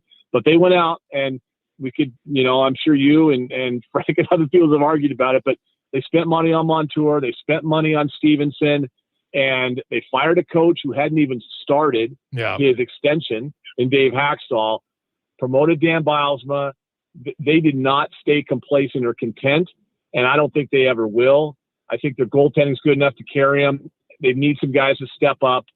Burakovsky's got to be better, obviously, but their 6D men are really good. Like that's a good place to start. I don't know what you think. I really love their D. I really like what the court shows. I really like Grubauer bouncing back a little bit towards the end of the last season. They just need to score goals, and I think out of the Hackstall system, I think they'll be much better offensively. Yeah, I wasn't a big fan of how they attacked offensively last year. I thought they're way too passive in today's game, and I just don't think it works. They didn't attack. They didn't attack, no. Jason. It wasn't even dumping for. You know what they did? They tried to play this 4-check cycle game that they did in the playoffs in 23. Yeah. And they just didn't have the guys that can do that. They just that wasn't the guys on their roster and they also had an elite year the year before in shooting percentage, but they just didn't have guys that could play that style. And Hackstall was so regimented in what he was going to do. And I think he was, you know what, it's funny. I think he's a really good playoff coach, like in a series and systems and all. I think, but 82 games, you still have to win. Right. Yeah. And so I think, I like Bilesma. He's been a breath of fresh air in a lot of different ways for the organization. So yeah, I think they'll take a step. It's hard though. God, how good is the West, man? Oh yeah. Like who drops out of the playoffs is the question. Like who drops out? Yeah, it's a totally valid question. Like some people like Winnipeg, and I'm like, man, I don't know, man. They still got Hellebuck. They're pretty good. So, yeah, Nashville, they loaded up, and yeah. So honestly, they did. Nashville did not screw around in the offseason, and I just for giggles, maybe Vancouver takes a step back. I know your listeners will hate hearing that, but maybe they take a. I mean, they paid EP40 like $1 zillion to not do anything. So maybe they're the team that takes a step back. I don't know. We'll see. I don't know if Shuloffs can carry him that much, and the other guy doesn't stay healthy. So yeah, I don't know. I'm excited. I can't wait for hockey season. I think it's gonna be fun. I think they'll be a more fun team to watch, more competitive, and that'll be a blast. Ian, great stuff, man. Always good to catch up with you. Have an awesome weekend. Thanks, Jason. Take care. That's Ian Furness from 93.3 KJR. Great guy, loves his sports, man. A huge hockey guy, right?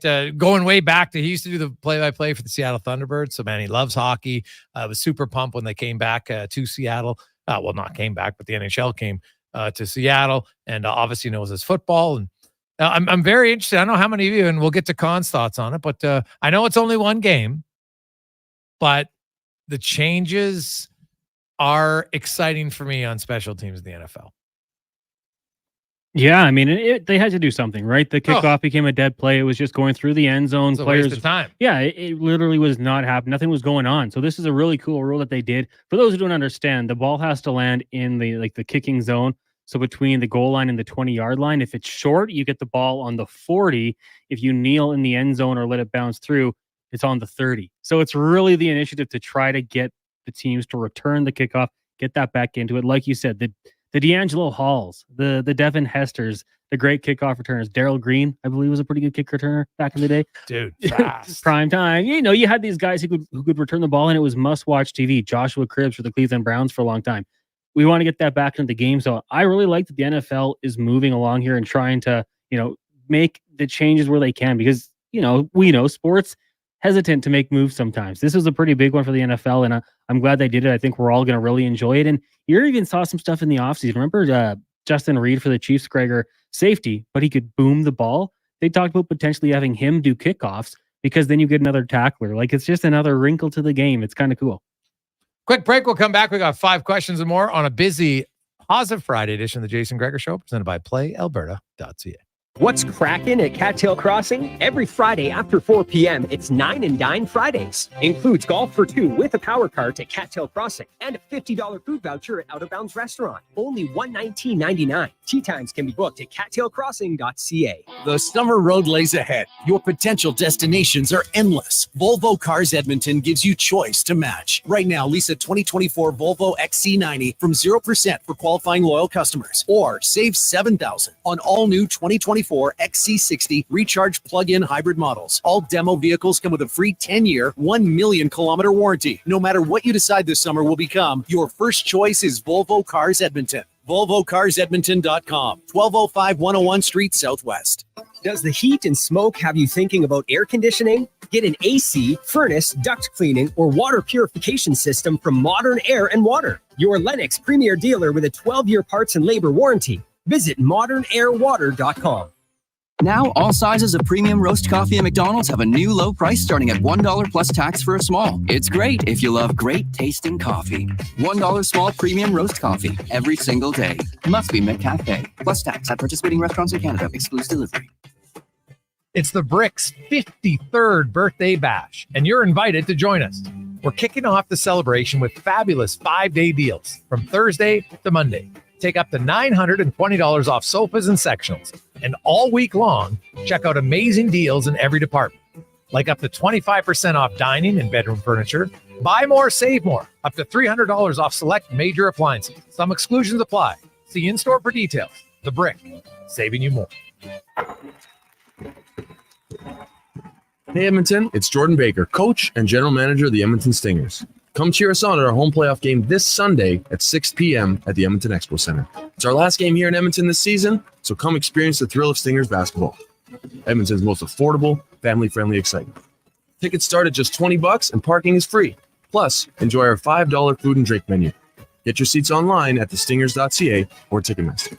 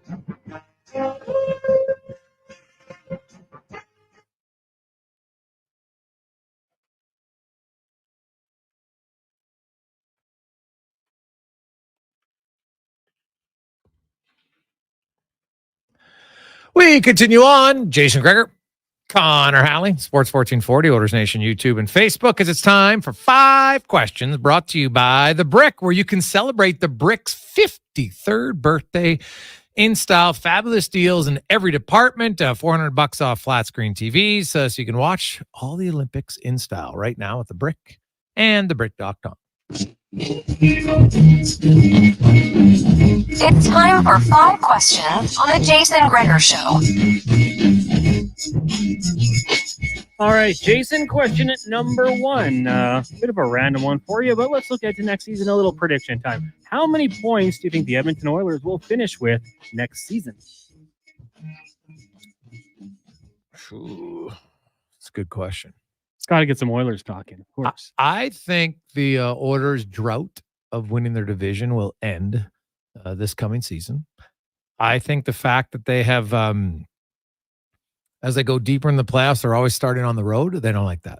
McDavid, I think they're all going to talk about it. They think about it. You go back to Calgary, you go to Vegas, you go to Colorado, you go to Vancouver, Dallas, into Florida. They're always starting on the road. And you know what? That's an extra flight for you automatically, right? It's an extra flight just to start, just to get there. So I think there's the travel factor. I think there's the home ice advantage. They know how crazy their fans are and how loud they get and how they understand their importance in the playoffs. I'm going to say Edmonton gets 114 points. So that would tie the Rangers from last year. I'm going to be even more optimistic, Gregor. I'm going to say just one more point, 115. And yes, I think they find a way to bounce back and win the division. No slow start this year. Question number 2 for you. Up at playalberta.ca, the Elks currently 5.5-point underdogs when they take on the Riders tomorrow. If you were betting on this one, which way would you go on the spread? And do you have a score prediction? Go ahead. I'm going to take the Elks to cover. I'm going to hop on the Cam Tate bandwagon and say they find a way to get the job done, led by Trey Ford. I'll say 27, and I got to cover the spread, 27-21. Wasn't the spread 5.5? Yeah, that'd be 6. Yeah, that's right. So we're covering. What are you, Rashog? Well, and I mean, just by beating, because they're underdogs, right? So just by winning, they'd be covering the spread. But isn't the spread Saskatchewan? If Saskatchewan wins by 6, and the Elks don't cover the spread at 5.5. Yeah, but I got the Elks winning by 6. You got the Elks winning? Yeah, I'm on the Cam Tate bandwagon. They're getting it done. We're going to be sorry. celebrating this weekend. Oh. Dare to dream, buddy. Dare to You gotta believe. Yeah, go Elks. Well, I guess, yeah, at some point you think they're going to win. I'm looking, the Riders, what did they beat them early in the season in Edmonton? Like, it was close, 29-21, I think it was. Came right down to the wire. Saskatchewan scores points, man. That's the one thing. I think there's, like, the Winnipeg held them. Now, actually, I should say the last few weeks they haven't scored as much, but obviously without their quarterback. So I don't think there's a score very much. I don't think Edmonton has to score 30 points to win this game. I think it's going to be more of a low scoring, like you predicted. So the Elks have 5.5 points. I'll just take the Elks in the spread because I do think they will cover the spread. Do I think they're going to win? Ooh, God. No, I don't. So I will take them to lose 21-24. All right. Okay. Question number 3. Who do you have winning tonight between Calgary and Winnipeg in the CEBL? And then who's going to win on Sunday when the Stingers host the winner tonight? Well, selfishly, I want Calgary. I just like rivalry games. And I think Calgary's a little bit more entertaining, maybe. So I will, although there's Winnipeg, I'm going to say Calgary wins and then Edmonton wins. I will agree with you on the second half. I'm going to go with Winnipeg. Like the Sea Bears logo, and hey, anyone but Calgary, right? So Calgary, just be done with it right now, and then the Stingers will take down Winnipeg on Sunday. The reason I'm not going, Winnipeg has one win on the road all year. That's why I didn't go with Good home team. Good home atmosphere, right? Very good home team, but not a good road team. Question number 4 for you. After seeing the Canadians pick up another win on the hard court men's 5-on-5, we're talking here, defeating Spain today. How good do you think they are? Where are they going to finish in the men's basketball tournament? Oh, they're good. And the fact that they don't have to take on the USA until the final, because, hey, no offense, USA is winning this. I think we'd all agree with that. Like, I'd love to see Canada-US. So I'd like to see them in the final. I'll say a silver medal. But honestly, they're really good. And they still, like, they haven't had to have, like, a massive performance by Jamal Murray yet. I think that's a good sign. I'm with you. I gonna medal. Got confidence in them to medal. I'll say bronze. Well, I wish I could go higher, but I'll say bronze for Canada in the men's basketball. Final question for you: if you could only listen to one song, and this is hypothetical Friday, so if you could only listen to one song for the rest of your life, which would you pick? Go ahead. Thought long and hard about this one, and I need some song with variety, and I need it to be a little bit longer. Can't be like a 2-minute one. So I'm going to go with Queen's Bohemian Rhapsody, different kind of genres. It's fast, it's slow, it has a little bit of it all. True. So it's got a mix up of songs and varieties in there. So I'll go with Freddie Mercury and the Boys for me. Yeah, it's that's a good one. Now, if it's now I don't just have to listen to it every day of my life. It's just the only song I can listen to, whether it's once a day or whatever. So, well, it's got to be an upbeat song, number one, because I'd rather have it, fired me up. So, oh God, any song though, it would be hard for me not to get tired of it. That would be the challenge. So, I guess I would listen maybe once a week, so which wouldn't be great, but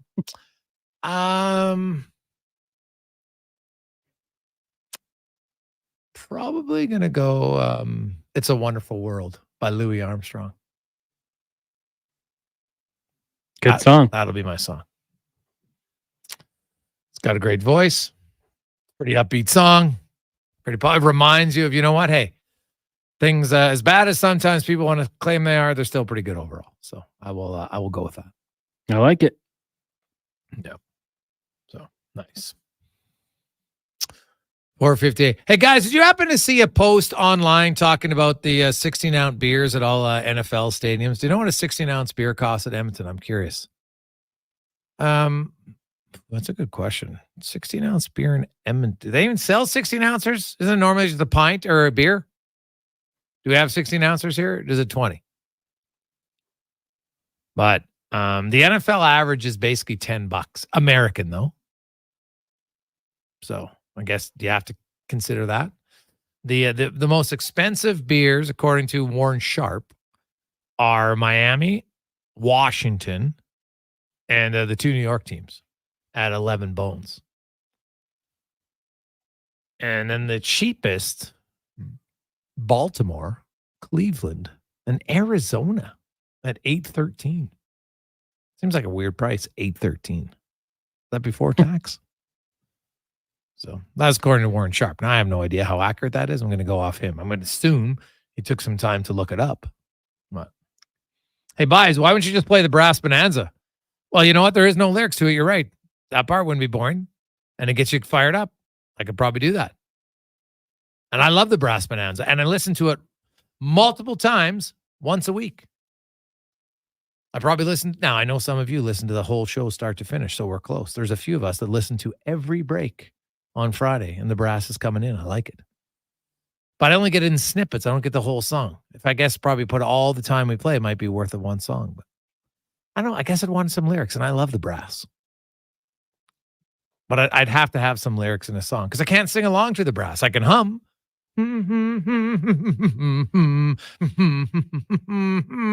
Sure, I can hum, but I want a little sing. I want some lyrics. Could you make up your own? I guess I could. Yeah. Jester, that's a fair point. Right? Maybe I should just make up our own words, the Brass Bonanza. Not really a songwriter, though. Probably be hard. But I'd have time. It's the only song, so what else could I do? Thankfully, that wouldn't be the case. It's 5 o'clock. You know what that means. Hey, shout out to all of you at Big Valley. We got a few people texting that they are listening right now. The calm before the storm. That's dedication. Listening around your campsite to the Gregor Show out of Big Valley. So shout out to Steve and Dale and Myra, who are out there enjoying the show. Thank you. Enjoy the weekend. Have fun. Put on some sunscreen. Enjoy it, man. It's a great time. I love it. Be friendly. Most 99% of people are super friendly out there. So it's loads of fun. Let's get to Connor Halley and a Sports 1440 update brought to you by Well, your partner in power since 1976, providing the City of Champions, all those at Big Valley and across Alberta with great electrical gear. EWEL.ca. This is a Sports 1440 update. Canada picked up 3 bronze medals today at the Games in Paris, with swimmer Kylie Massey getting the bronze in the women's 200-meter backstrokes, Sophie-Anne Mathot winning in women's trampoline gymnastics, and Gabriela Dabrowski and Felix Auger-Aliassime winning the tennis mixed doubles. Summer McIntosh picked up second overall in the 200 IM semifinals, with fellow Canadian Sydney Pickram finishing 5th. Both will compete in the final tomorrow just after 1 p.m. Mountain Time. The Canadian men's basketball team defeated Spain 88-85 to remain undefeated in their tournament. That'll conclude Group A. They'll now wait to see who they face in the quarterfinals on Tuesday. Canada's record fell to 3-3 in the women's 3x3 basketball team, following a pair of losses to the United States and Spain, buzzer beaters in overtime both games. From the CFL, Week 9 kicks off tonight. Hamilton and Montreal. That'll get going shortly. The Elks will be in action taking on the Riders tomorrow, 5 o'clock. From Regina, BC Lions quarterback Vernon Adams Jr. avoided long-term injury. He'll be out week to week, apparently. The injury was suffered in last night's 25-0 loss to the Winnipeg Blue Bombers. Major League Baseball, Jays underway, but we do have a rain delay in New York. Yankees, Jays. Also right now, Diamondbacks lead the Pirates 5-0 in the first. In the second, the Tigers up on the Royals 2-1, and the Nationals and Brewers are scoreless. CEBL playoffs this evening. Scarborough takes on Ottawa. That one gets going at 5 o'clock. Then at 7:30, it's the Winnipeg Sea Bears in Calgary to take on the Surge. The winner of that one will meet the Stingers on Sunday. Coming up in hour 4 of the Jason Gregor Show, we will be joined by Mark Spector of Rogers Sportsnet and Allan Mitchell from The Lowdown with Lowtide. I'm Connor Halley. This has been a Sports 1440 update. Sports 1440 in West Edmonton Mall and Wetaskiwin. CKJR is a Stingray radio station. Download the free radio player app and listen wherever you go. Hey, it's Brad McCory here from St. Albert Dodge. I'm here to say you do not want to miss our final clear out of classic Ram 1500 trucks. It really is your last chance to drive a brand new Ram truck off the lot with 25% off. When these are gone, they're gone. Or how about a Jeep Wrangler with up to $7,500 in savings and 0% financing on every model? Come see how we earn our industry-leading 4.6 Google review rating. You're going to love how easy it is to do business at St. Albert Dodge. Now, all sizes of premium roast coffee at McDonald's have a new low price starting at $1 plus tax for a small. It's great if you love great tasting coffee. $1 small premium roast coffee every single day. Must be McCafe. Plus tax at participating restaurants in Canada. Excludes delivery. It's the Bricks 53rd birthday bash, and you're invited to join us. We're kicking off the celebration with fabulous 5-day deals. From Thursday to Monday, take up to $920 off sofas and sectionals. And all week long, check out amazing deals in every department, like up to 25% off dining and bedroom furniture, and buy more, save more, up to $300 off select major appliances. Some exclusions apply. See in store for details. The Brick, saving you more. Hey Leduc, it's me, Grant Fedor from Leading Edge Physiotherapy. What you might not know is that I started practicing physio here in Leduc more than 23 years ago. In those years since, I haven't forgotten the kind and welcoming people that trusted me then. It feels great to be back, but I know we have to live up to our promise, and that's to live up to our name. This means bringing a leading edge focus on our environments, technology, communities, and the people who will care for you, like Graham Raymond and Amanda McIsaac, 2 locals who want to make a difference in your life. We're now open in Leduc. Learn more about us at leadingedgephysio.com. You got a go-to coffee spot, a trusted barber, even a lucky game day jersey. But when it's about looking your absolute best, there's only one name you need. Mr. Dirk, family run since 1939. We're experts in crafting impeccable tailor-made suits and offering a wide variety of everyday styles. Pair that with personalized one-on-one fittings and the convenience of on-site tailoring. Mr. Dirk elevates your style game. Visit our Edmonton store or explore MrDirk.com. Score big on style with Mr. Dirk. Hey, it's Scott from Sherwood and St. Albert Dodge. It's our final clear out of classic Ram 1500 trucks, and I do mean final. This is your last chance to get 25% off a brand new Ram truck. We still have some inventory left, but when they're gone, they're really gone. Or get an iconic Jeep Wrangler with up to $7,500 off.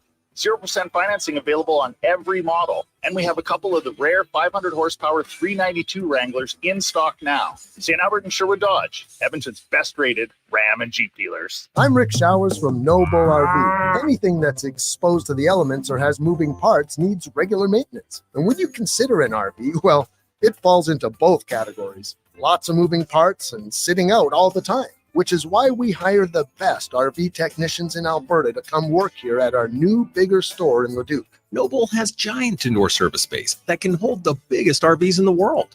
That's right, Bob. The vast majority of our indoor space at Noble is dedicated to service and repair. You spend the summer in the great outdoors, and we spend the winter doing scheduled maintenance, so you're ready to go next season. Sounds like a year-round thing, Rick. That's it exactly, Bob. Our techs are the most highly experienced men and women in the business. We're solving problems and creating solutions every day. Whatever your used RV needs, our service team has seen it before and knows exactly what to do. And that's Noble. NobleRV.ca. Diablo Boots has been open for business for 60 years, selling Canadian-made quality boots. Diablo has Canada West work, biker, and cowboy boots with fixable soles and heels. So why buy boots like Area, Justin, or Red Wing that are made in China? Get your money's worth with Diablo's Canada West tough, comfortable work boots. So save on boots by Save On Foods, 3340 Gateway Boulevard on the east side of Save On Foods. And does Diablo sell the best boots in town? You betcha. Buying a vehicle at Sherwood Honda comes with 0% intimidation. Seriously, they want you to feel comfortable. So ask anything. There are no dumb questions. How does this car compare to that truck? Ask it. Could the payment be this much instead? Feel free to ask. At Sherwood Honda, you can ask anything without fear of judgment. Like, do you folks have a jingle? Okay, a few dumb questions. And if you have questions about car buying, it sure would make sense to ask Sherwood Honda.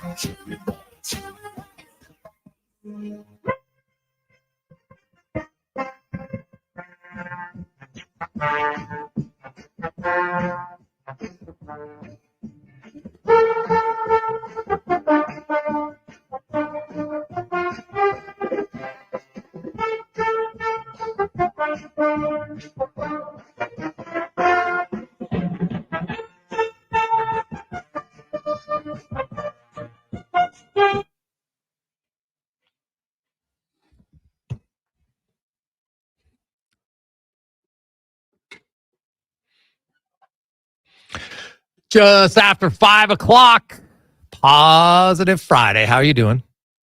Hope you got big plans for the weekend. Maybe you're Big Valley. Maybe you're just relaxing. Maybe you're going away for the long weekend. Maybe you're like, you know what? I'm going to be Winter Olympian, the Summer Olympics. I'm going to be on the luge. I'm going to be on the couch, and I'm going to be killing it. Well, I hope that's you. Whatever you do, have fun. Maybe you'll be going see the Con Man, watch the Elks game tomorrow night downtown, or you'll be at the Stingers game on Sunday night. There are a few tickets left, but that's probably going to be sold out. Like less than a handful. Last we checked online here. Speaking of Positive Friday, how would you? It's Positive Friday. You like your you know what? You like golfing? Well, how about where you can tie in golfing and eating? Who doesn't like that? It's unbelievable. It's like it's a fantastic tie-in. So 833-401-1440. It's the Golf Nine and Dine at Cattail every Friday. So it's you and a buddy, you and this spouse, partner, whoever you like. You're going to go tee it up at Cattail Crossing, two of you with a cart, and then you get a $50 GC to go for dinner afterwards. Oof, and I'm telling you right now, the restaurant's unreal. So it is very, very good. So I would highly recommend at playalberta.ca. Sorry, that's our title sponsor, but 833-401-1440. Text in your name and number. Here's the question, though. It's very easy. If you've been paying attention, you're going to have a chance to win, okay? Down at Cattail, they like to make it very easy. They want people to win. So name the Canadian who has 3 medals so far in this Olympics. 833-401-1440. We'll give you a few minutes, and then Connor's going to pick a random person. So include your name with the name of Canada's Olympian who has 3 medals right now at the Olympics. 833-401-1440, and you're going to tee it up at Cattail Crossing and then go for dinner on a Friday. It's going to be a great way to kick off your Friday. Now, you got to plan ahead and book it because this thing is full. It's so fun. People love it. So there you go. Now, let's get to the spec report brought to you by GS Construction. What people love, you love just having running water. You like having running everything in your house. But some of the things you don't know how does this really work? How does it get here? Well, underground construction, GS Construction. They do a lot of the important stuff that goes unnoticed. GS Construction, as Mark Spector from Rogers Sportsnet joins us. Spec, good afternoon. How you doing? Doing great, man. What's going on, Jay? Friday afternoon. Big long weekend coming up. Let's go. Oh, it's going to be fantastic. I can't wait. There's lots of Olympics going on. There's football. There's basketball.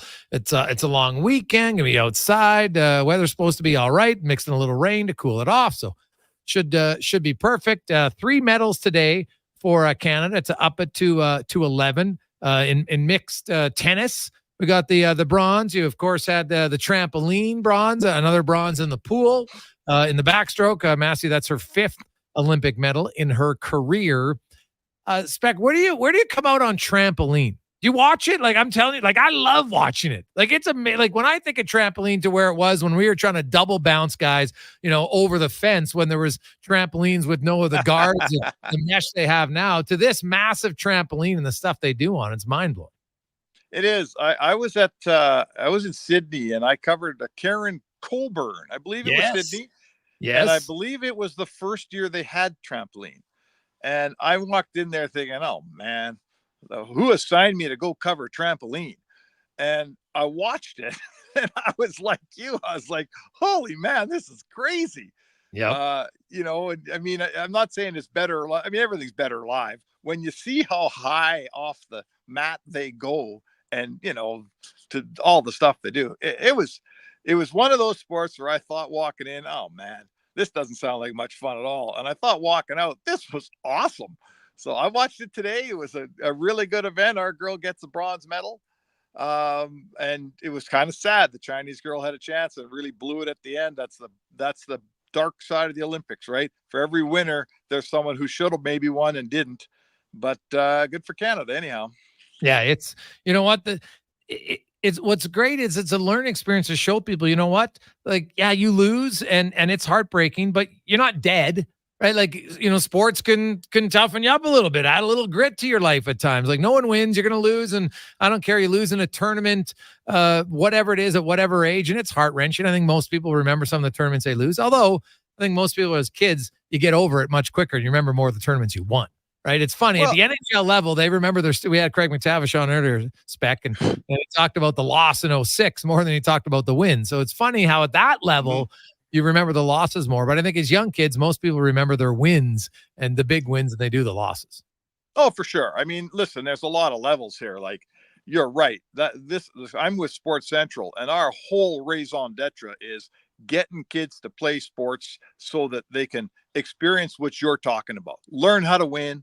How do you handle yourself when you win? Learn how to lose, right? Learn how to be a teammate when you're the best guy on the team. Learn how to treat a teammate that costs you the game by making a mistake. Like, that's what we all learned in sports.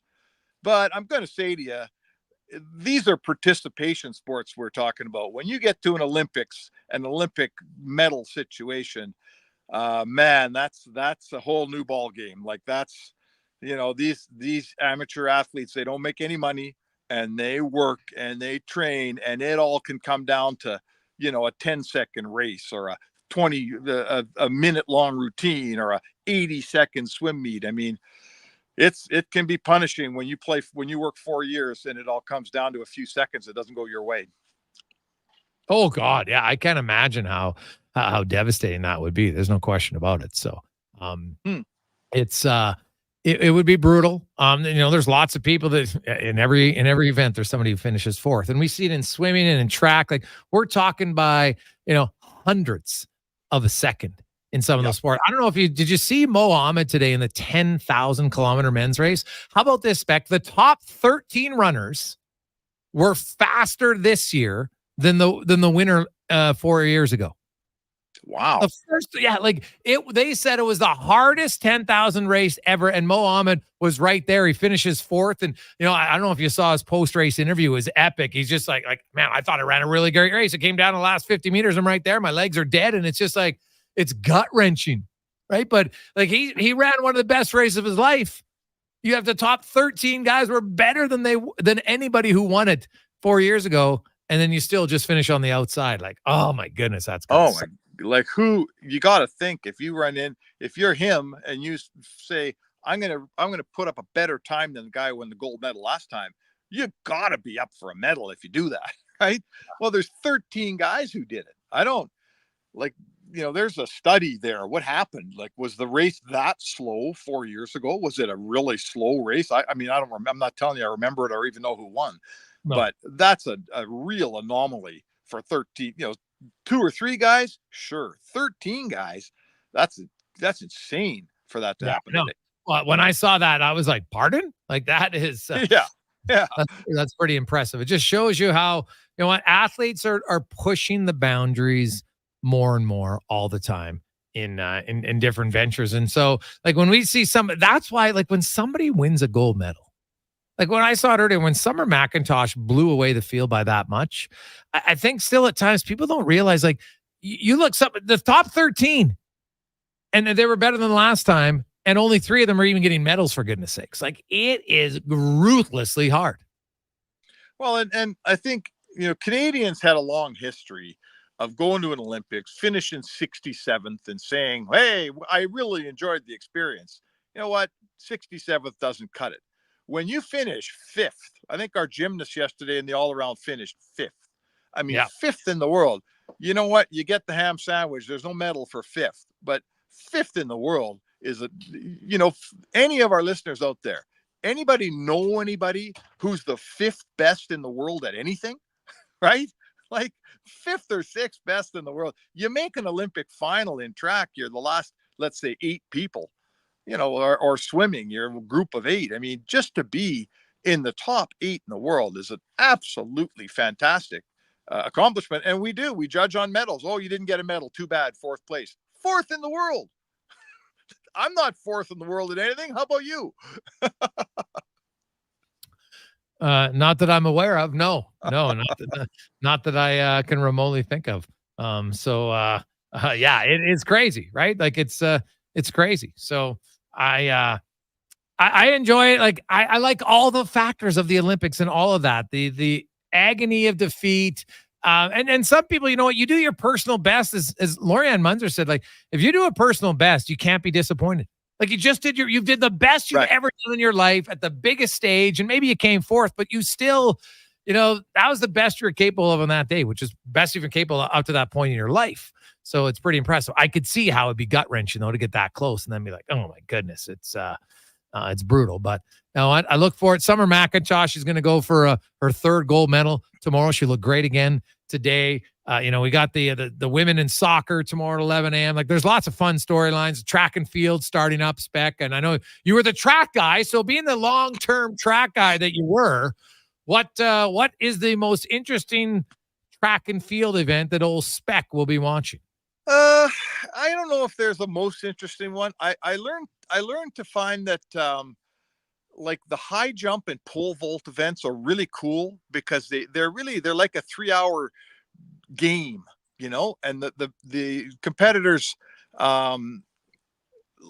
all get to know each other. There's a lot of drama. They pick the height, right? What height am I going to go to? Am I going to pass at this height? So that's one of the things, like, if something that doesn't last 20 seconds, that high jump or the pole vault event lasts a while, but it's really, really cool. And you get to watch people for a long time. You kind of get people to cheer for. So I love that. I would say to you, Jay, the throwing events I find to be fascinating. Like the hammer throw is one of the coolest things I've ever seen. We were talking about this the other day, you and me. And, obviously I was lucky enough to be in Beijing when Usain Bolt won the 100, 200 and the 4x1. And that's pretty cool watching the fastest men in the world and women in the world go at it in the 100 and the 4x1. That's pretty big theater. I mean, I would say to you, Jay, the Olympic 100-meter final, that's one of the largest, biggest, highest profile events in the world of sport. I mean, it's as big as a Super Bowl or a World Cup, and it only happens every 4 years, right? It's a big deal, that race. Oh yeah, the fastest man, the fastest woman, everybody watches it. It's it's because it's something that in theory, Spec, anybody, if you're able-bodied, should be able to run 100 meters. Now, obviously some are going to run it way faster than others, right? That's the difference. But not everybody has the ability to skate. Lots of countries don't even have skating rinks, right? So you can go through a lot of places, football, but when it comes down to just running, everybody has you crawl, then you walk, then you run, right? It's pretty much it for everybody who's able-bodied. And I think that's what makes it so magnificent. It is truly the best in the world. It's something that everybody has a chance to do at some point. Yeah, it is. And, go time yourself in the 100 sometime, right? Go run 100 meters and time yourself. I did it a few years ago. Highlight of my life. Oh, Giz pulled up. It was chicken. I like saying that all the time. But, he pulled a hamstring, thank God. But, that was... and how fast did you run it? What was your time? 13.2. That's pretty fast. 2 or 3. Yeah, I'm a decent runner, right? I trained for that. I was in good shape right around that. Petrovic beat me by about, I don't know, probably 3 or 4 feet. That pissed me off, but that's a competitive nature. He's a young guy who's an NHL player. He should beat me, right? But your idiocy at times kicks in. But no, it was loads of fun. Yeah, it was great. We did that when the last championships I had here, down at Foot Field. So it was awesome. A track meet is just a fascinating place. Like it's again, I'd covered track. I did 3 Olympics and a couple World Championships, and really, I went into it like most Canadian males, thinking track and field. I got to write track and field for the next 3 years. And by the time I got going on it, I was like, these people are fascinating. The meets themselves. I mean, you get you go down to the Texas relays, you got 500 people, all these races, throwers, javelins, people organizing it, and that thing comes off like a slick operation. They've been running that track meet for 50 years. It is, you think putting on a kid's soccer game's hard and herding cats and all those things. Try putting on a track meet with 500 or 600 athletes at it and making every race run on time. Try that one day. Yeah, very true. Spec, have a good weekend. Hey, what do you think? Trey Ford, do they get a win? Yeah, Trey Ford's going to play. And, man, I hope that team could win one for them. I think that they need it. The fans need it. The city needs it. This 0 is hanging around way too long, Jay. I think everybody, this doesn't make me a fan. I try to stay objective, but it sure would be good for that organization to get a 1 on the board instead of a 0 every week. Don't you think? Yes, very much so. I agree. Spec, have yourself an awesome day. We will chat with you next Tuesday. All right. Thanks, Jay. There you go. That's Mark Speck from the Spec Report, brought to you by GS Construction. Cons, you get a winner? Not yet, but we're going to do it over the break. Okay, so Cons will pick a winner, and we'll announce it when we come back with Low Tide on the Jason Gregor Show on Sports 1440, Orders Nation YouTube and Facebook, presented by PlayAlberta.ca. Use the promo code SUMMER, and you'll get a $50 free casino play. And also remember, Lotto Max, 70 million and 25 max millions of $1 million. So good luck at PlayAlberta.ca. Rule number 12, not spending the afternoon tubing on the Pembina. Next, you're going to tell us you don't wear flannel. Summer in Alberta has its own set of rules. And if you're looking to add a little extra fun, Play Alberta has it all. Use promo code SUMMER to snag a $50 casino bonus for casino, instance, and live dealer with your next deposit. Get ready for promotions throughout the summer to help you make the most of those sunny Alberta days, because we all know they won't last long enough. Bonus terms and conditions apply. Now, all sizes of premium roast coffee at McDonald's have a new low price starting at $1 plus tax for a small. It's great if you love great tasting coffee. $1 small premium roast coffee every single day. Must be McCafe. Plus tax at participating restaurants in Canada. Excludes delivery. It's the Bricks 53rd birthday bash, and you're invited to join us. We're kicking off the celebration with fabulous 5-day deals from Thursday to Monday. Take up to $920 off sofas and sectionals. And all week long, check out amazing deals in every department, like up to 25% off dining and bedroom furniture. Buy more, save more. Up to $300 off select major appliances. Some exclusions apply. See in-store for details. The Brick, saving you more. In 1973, deep in the basement of an Edmonton family home, an elite team of specialized forces came together to form Action Electrical. Action Electrical Divisions, assemble! Projects team reporting. Service team reporting. Testing team reporting. Energy team reporting. Supercharged with skills in their electrical fields and grounded by strong family values. Facing an electrical menace? Call on the men and women of Action. Operating throughout Alberta at actionelectrical.net. The cheesy burger pizza is back at Papa John's. See what happens when you ask for it? Boom! Finally, it's on the menu again for a limited time. Get all the items in the Cheesy Burger Trio or choose between the large Cheesy Burger Pizza for $18.99, Cheesy Burger Papadilla for $9.99, and Bacon Cheesy Burger Papa Bites for $8.99. All made with sizzling beef, dilly pickles, ooey gooey cheese, and burger sauce. That's right, burger sauce. Get it before it's gone. Better ingredients, better pizza. Better get you some Cheesy Burger Pizza at Papa John's. Legacy Heating and Cooling is your supplier of maximum comfort, bringing you the cool AC you need. You just have to Call Legacy. Call Legacy. for comfort at night when the hot air suffocates you. Call Legacy.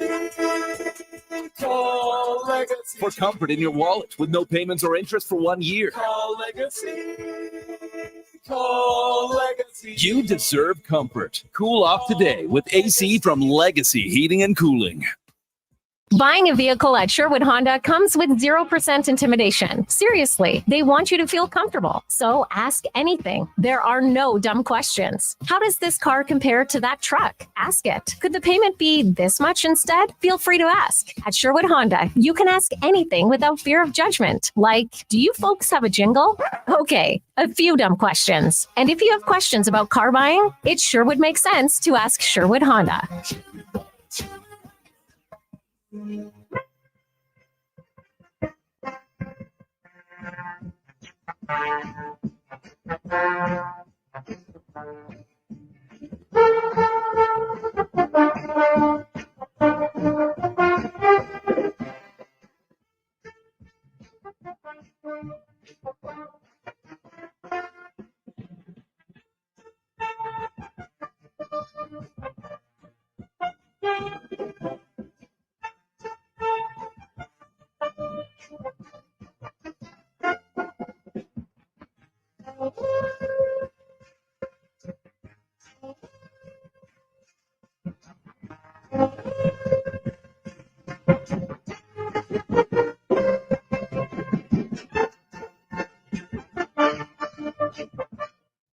Congratulations, Blake is our winner today. He is going to be teeing it up at Cattail Crossing and then go for dinner. Woo. Very good. Enjoy it. You will have fun there, I'll tell you that. Course in great shape. And as I've mentioned before, the Out of Bounds, their restaurant, good. Very, very good. So thanks for tuning in. There's a little Positive Friday gift for you. Let's get to the oil report brought to you by VolvoCarsEdmonton.com. They are Canada's, not just Alberta, not just Edmonton, but Canada's #1 Volvo dealership.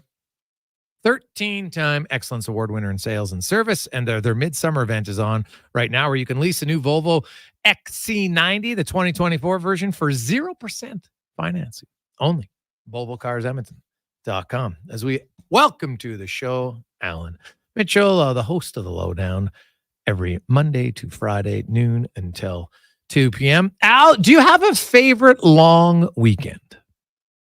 Oh, what a great question. I'm going to tell you, And then you're going to say, what do you mean? And it's the September long. And I'll tell you why. Because I love fall. It is such a great time of year. And it means hockey season's coming back. And I know the cold weather's coming back. But for me, the September long is and followed by the May long. I love the May long weekend.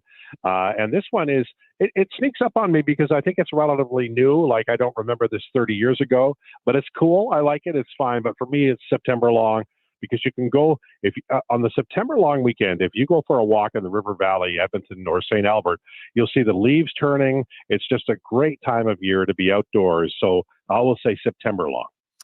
All right. Okay. See, mine is May because September begins, but I like summer begins. I also do like the September one.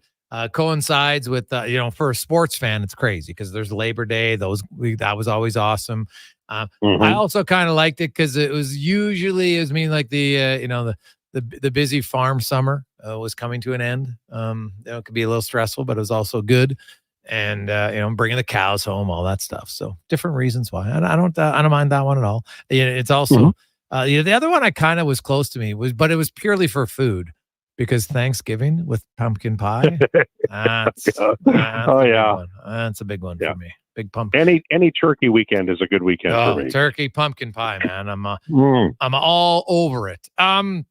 August, Al, I can say this with fair confidence. There's going to be a few contracts signed by the Edmonton Oilers this month. Leon Draisaitl is a big one, but I know they don't have any negotiating rights, but and they don't really have a lot of stats to back up 81 and 89 games respectively for Broberg and Holloway. But I look at two players. What's your expectation? I'm not talking contract, but what's your expectation for those two next season? Well, that's a great question. For Broberg, my expectation is that he's going to get a look with Nurse, and he's going to be all year. He'll be either third pairing guy or on the second pairing. Like, he'll be top six playing 70 games, and by the end of the year, he'll have established himself. Either maybe they trade him at the deadline, but it's time for him to go. He showed a lot of poise and potential in the playoffs, but the Oilers aren't a poise and potential team now. They're a winning the Stanley Cup team. So he needs to take that step forward. So whatever that is represented by, I expect that he's going to be a full-fledged NHL defenseman who can play 5-on-5 and then at least one probably penalty kill special team. And for Holloway, it's interesting because, I'd love to hear your opinion on this too, because I think that even though I can make a top six with just veteran forwards on the Oilers, and Holloway would be on the third line. He's young and he's fast, and I wonder if he does get some looks. So I'll say like 15 goals for Holloway, and I'll call him a middle six forward, and maybe he plays a little bit on the fourth line. I'm not sure, but I think both of them are going to play 70 plus games. That's my opinion. Oh yeah, no, so injuries because they're not going down the minors. They'll get claimed, so that ain't happening. I look at Broberg, and I'm still not completely ruling out the fact that they might start. Now I know it's different because it was different coaching staff, but I wonder if they try the Broberg, Ekholm, and Nurse Bouchard at some point in the season. I having spoke to Paul Coffey.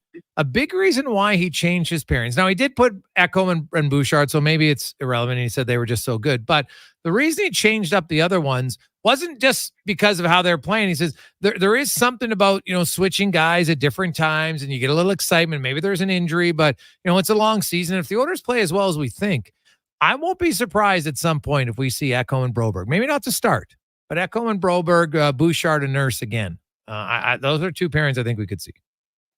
Well, and I know that if you go and look at Nurse Bouchard together, and I know that they would have played McDavid, but that's fine. They have performed well together, and Broberg, that was the thought, and then the captain's practices happened, and then Ekholm was hurt, and it didn't really take off like it did, and then they started off so slowly. But I'm open to that idea.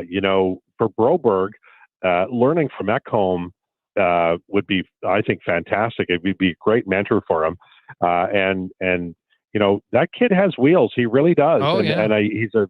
He's a big Swedish blue liner. And with like he's just got miles of potential, and he's young. My God, he could play here for 15 years. So I don't think that's a terrible idea. As a matter of fact, I'd like to see it, and especially if it works, because then it allows the Oilers to maybe split up the Bouchard Ekholm pairing, and then if Bouchard plays with Nurse, they have had success before, so that might work really well. And then I think Kulak Ceci would be a dynamite third pair. That's just my opinion. I know a lot of people are so mad at Ceci they don't see him as being quality, but I think on the third pair with Kulak, I think that would be a fine veteran tandem. Oh gosh, yeah. Did you see the Cody Ceci in the playoffs? Was pretty good. I think some people have to just look at how he performed, especially versus Dallas and Florida. And then obviously any game 7, Cody Ceci finds a way to elevate his game. He did the big moment. Does he have some days where he misses passes that people want? Sure. I don't discount that, but I don't think, I think the Cody Ceci's terrible refrain has been grossly overplayed and is inaccurate.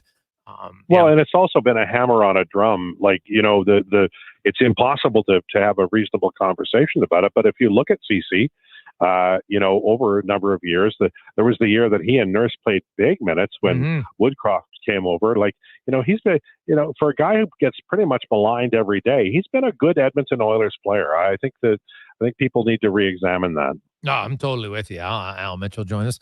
Al, we'll switch to the Olympics, and 3 medals today, which is fantastic. The other story that was interesting for me was Josh Liendo. So Josh Liendo in the semifinals had the 9th fastest time, and in the 50 meter. But one of the top 8 guys, the 8th guy, withdrew, so he got pushed up into the final, and then he finished 4th, and was right. Like, he had a race. And the 50 meter isn't his best one. The 100 meters actually his best race. And so he's doing the butterfly final.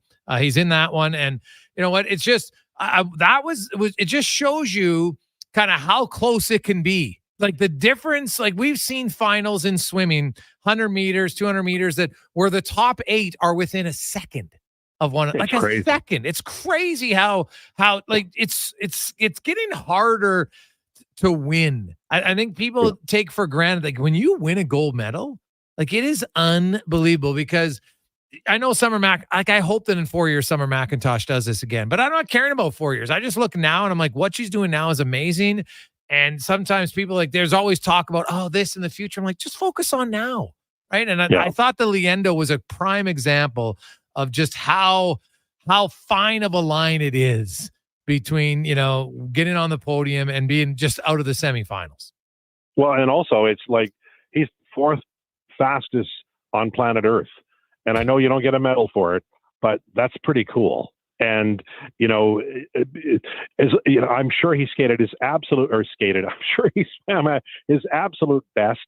And it was like in the wink of an eye. It's you can say it's luck, but it's just like it's circumstance. It's that day. It's that moment in time.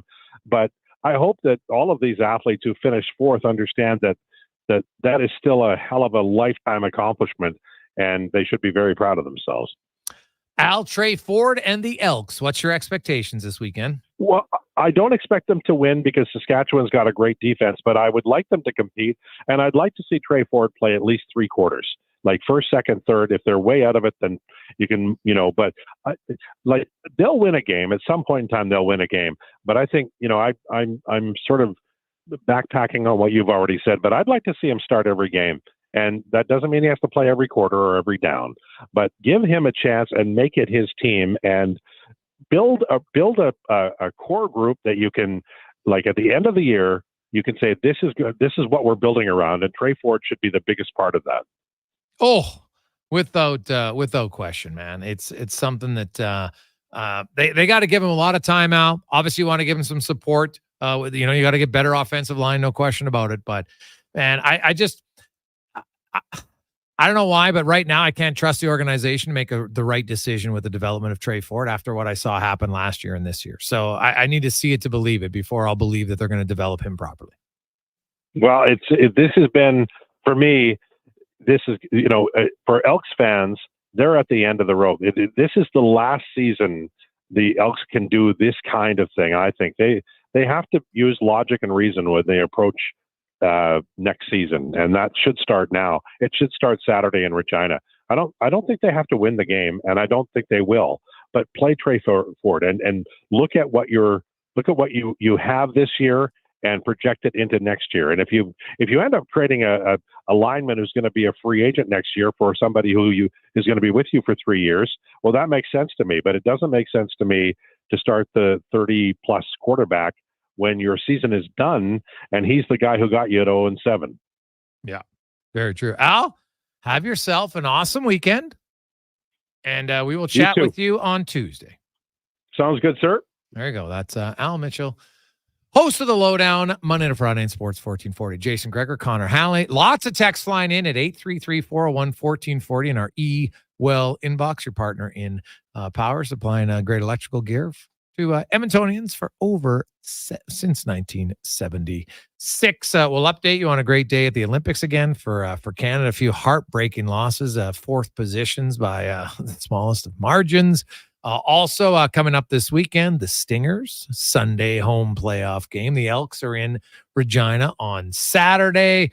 And you have, the Plouffe sisters to watch and basketball. You got the men's team, the women's, and soccer. God, there's so much going on. If you're a sports fan, it's a great weekend, and you don't have to work Monday. So even better. We'll return to the Gregor Show presented by PlayAlberta.ca.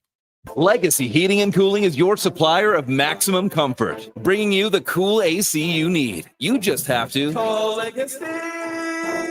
Call Legacy. for comfort at night when the hot air suffocates you. Call Legacy. Call Legacy. For comfort in your wallet with no payments or interest for 1 year. Call Legacy. Call Legacy. You deserve comfort. Cool off today with AC from Legacy Heating and Cooling.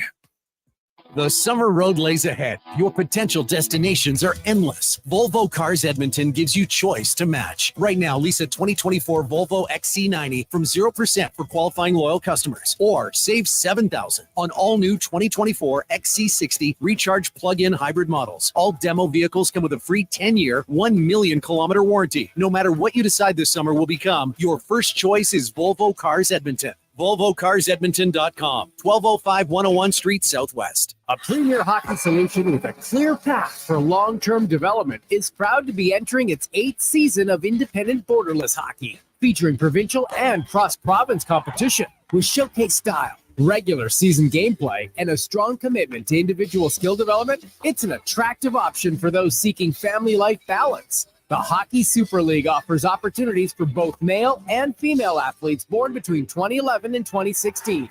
Visit hockeysuperleague.com for more information. Jonathan and Murray are friends. Hey, buddy. Hey, buddy. Except when they talk about which stadium is more fun in the summer. Dude, Commonwealth has Elks Fan Park. Tailgating at its finest. But it can't compare to the old ballpark in the River Valley. Riverhawks games are electric. But ask them who makes the best beef jerky in Alberta, and they'll tell you. Wilhauk Beef Jerky. It's the only thing everyone can agree on. So pick some up for your summer pregame snack. Wilhauk beef jerky, because you don't win friends with salad. Mr. Rooter builds a portfolio. Now, Mr. Rooter, I suggest we invest heavily in the S&P. What's that? Sewers and plumbing? I agree. No, actually... And what do you think of precious metals? Yes, gold is a very... Don't buy copper. You see, copper pipes have widely been replaced by polyethylene. Sure. Also, Bitcoin... Bitcoin? I snick enough of those out of toilets on my own, thank you very much. For a plumber with good dividends, call Mr. Rooter.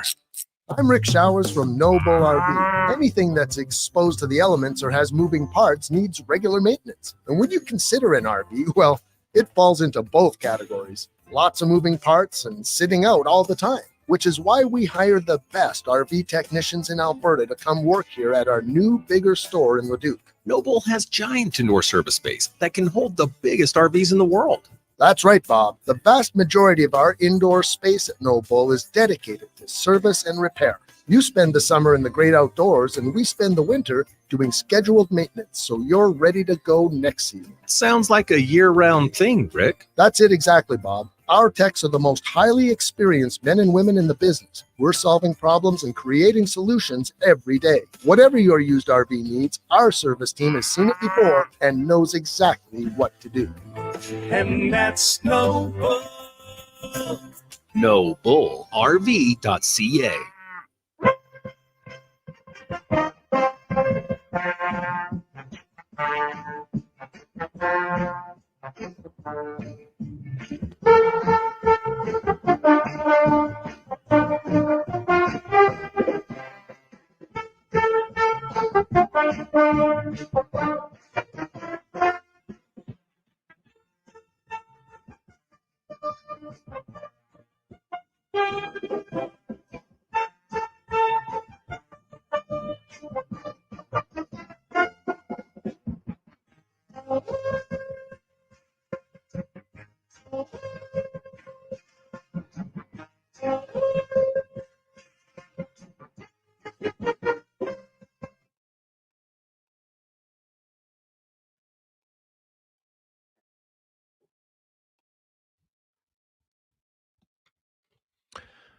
We're going to finish up a lot of text questions. Some good ones flying in at 833-401-1440. Hey, fellas, the trade rumors on CC seem goofy to me. He's an awesome D-man, clearly a top 3 pairing on any team. Also, big shout-out to Cordano Russell for his Olympic skateboarding performance. Canada making the finals is awesome, and that one comes from Soggy Corpse. Yeah, I'm a little... if you say, hey, you know what, for salary cap reasons, now I'll listen. Sure. But when it starts with he's terrible, that doesn't make any sense to me. I'm sorry, it doesn't. Did you watch playoffs? Played pretty well. I don't have an issue with it. And again, who are you replacing with? Do you believe Josh Brown is a guy that can play 4 rounds for you in the playoffs? Troy Stetcher? What's your thought? Now, it's kind of, who do you think, Stetcher or Brown? And does salary cap implications, the fact that Brown's $1 million player and Stetcher's like 220,000 less, as the Oilers are super tight to the cap, does that matter? It might. So, well, no, 2 very different styles of defenders, right? Brown, big, physical D-man. Stetcher can move this. Now, Stetcher, I'll say this, no shrinking violet. For a smaller guy, he plays physical. But he's a really good skater. His bread and butter is moving the puck. And, I'm kind of curious how that 7-hole goes. Now, I'm not saying the Oilers can't look to alter their defense at some point in the season. I won't be surprised if they do, to be honest. But I don't think Cody Ceci is nearly as bad as some people suggest. No one's saying he's great. I'm not saying he's great. He's a solid NHL defenseman is all I'm saying. Hey, Greggs, what time does that Stingers game start on Sunday? I'm looking to go 6 o'clock is when it begins. Sunday night. If you want to go down to the Expo Center, get in. Should be good.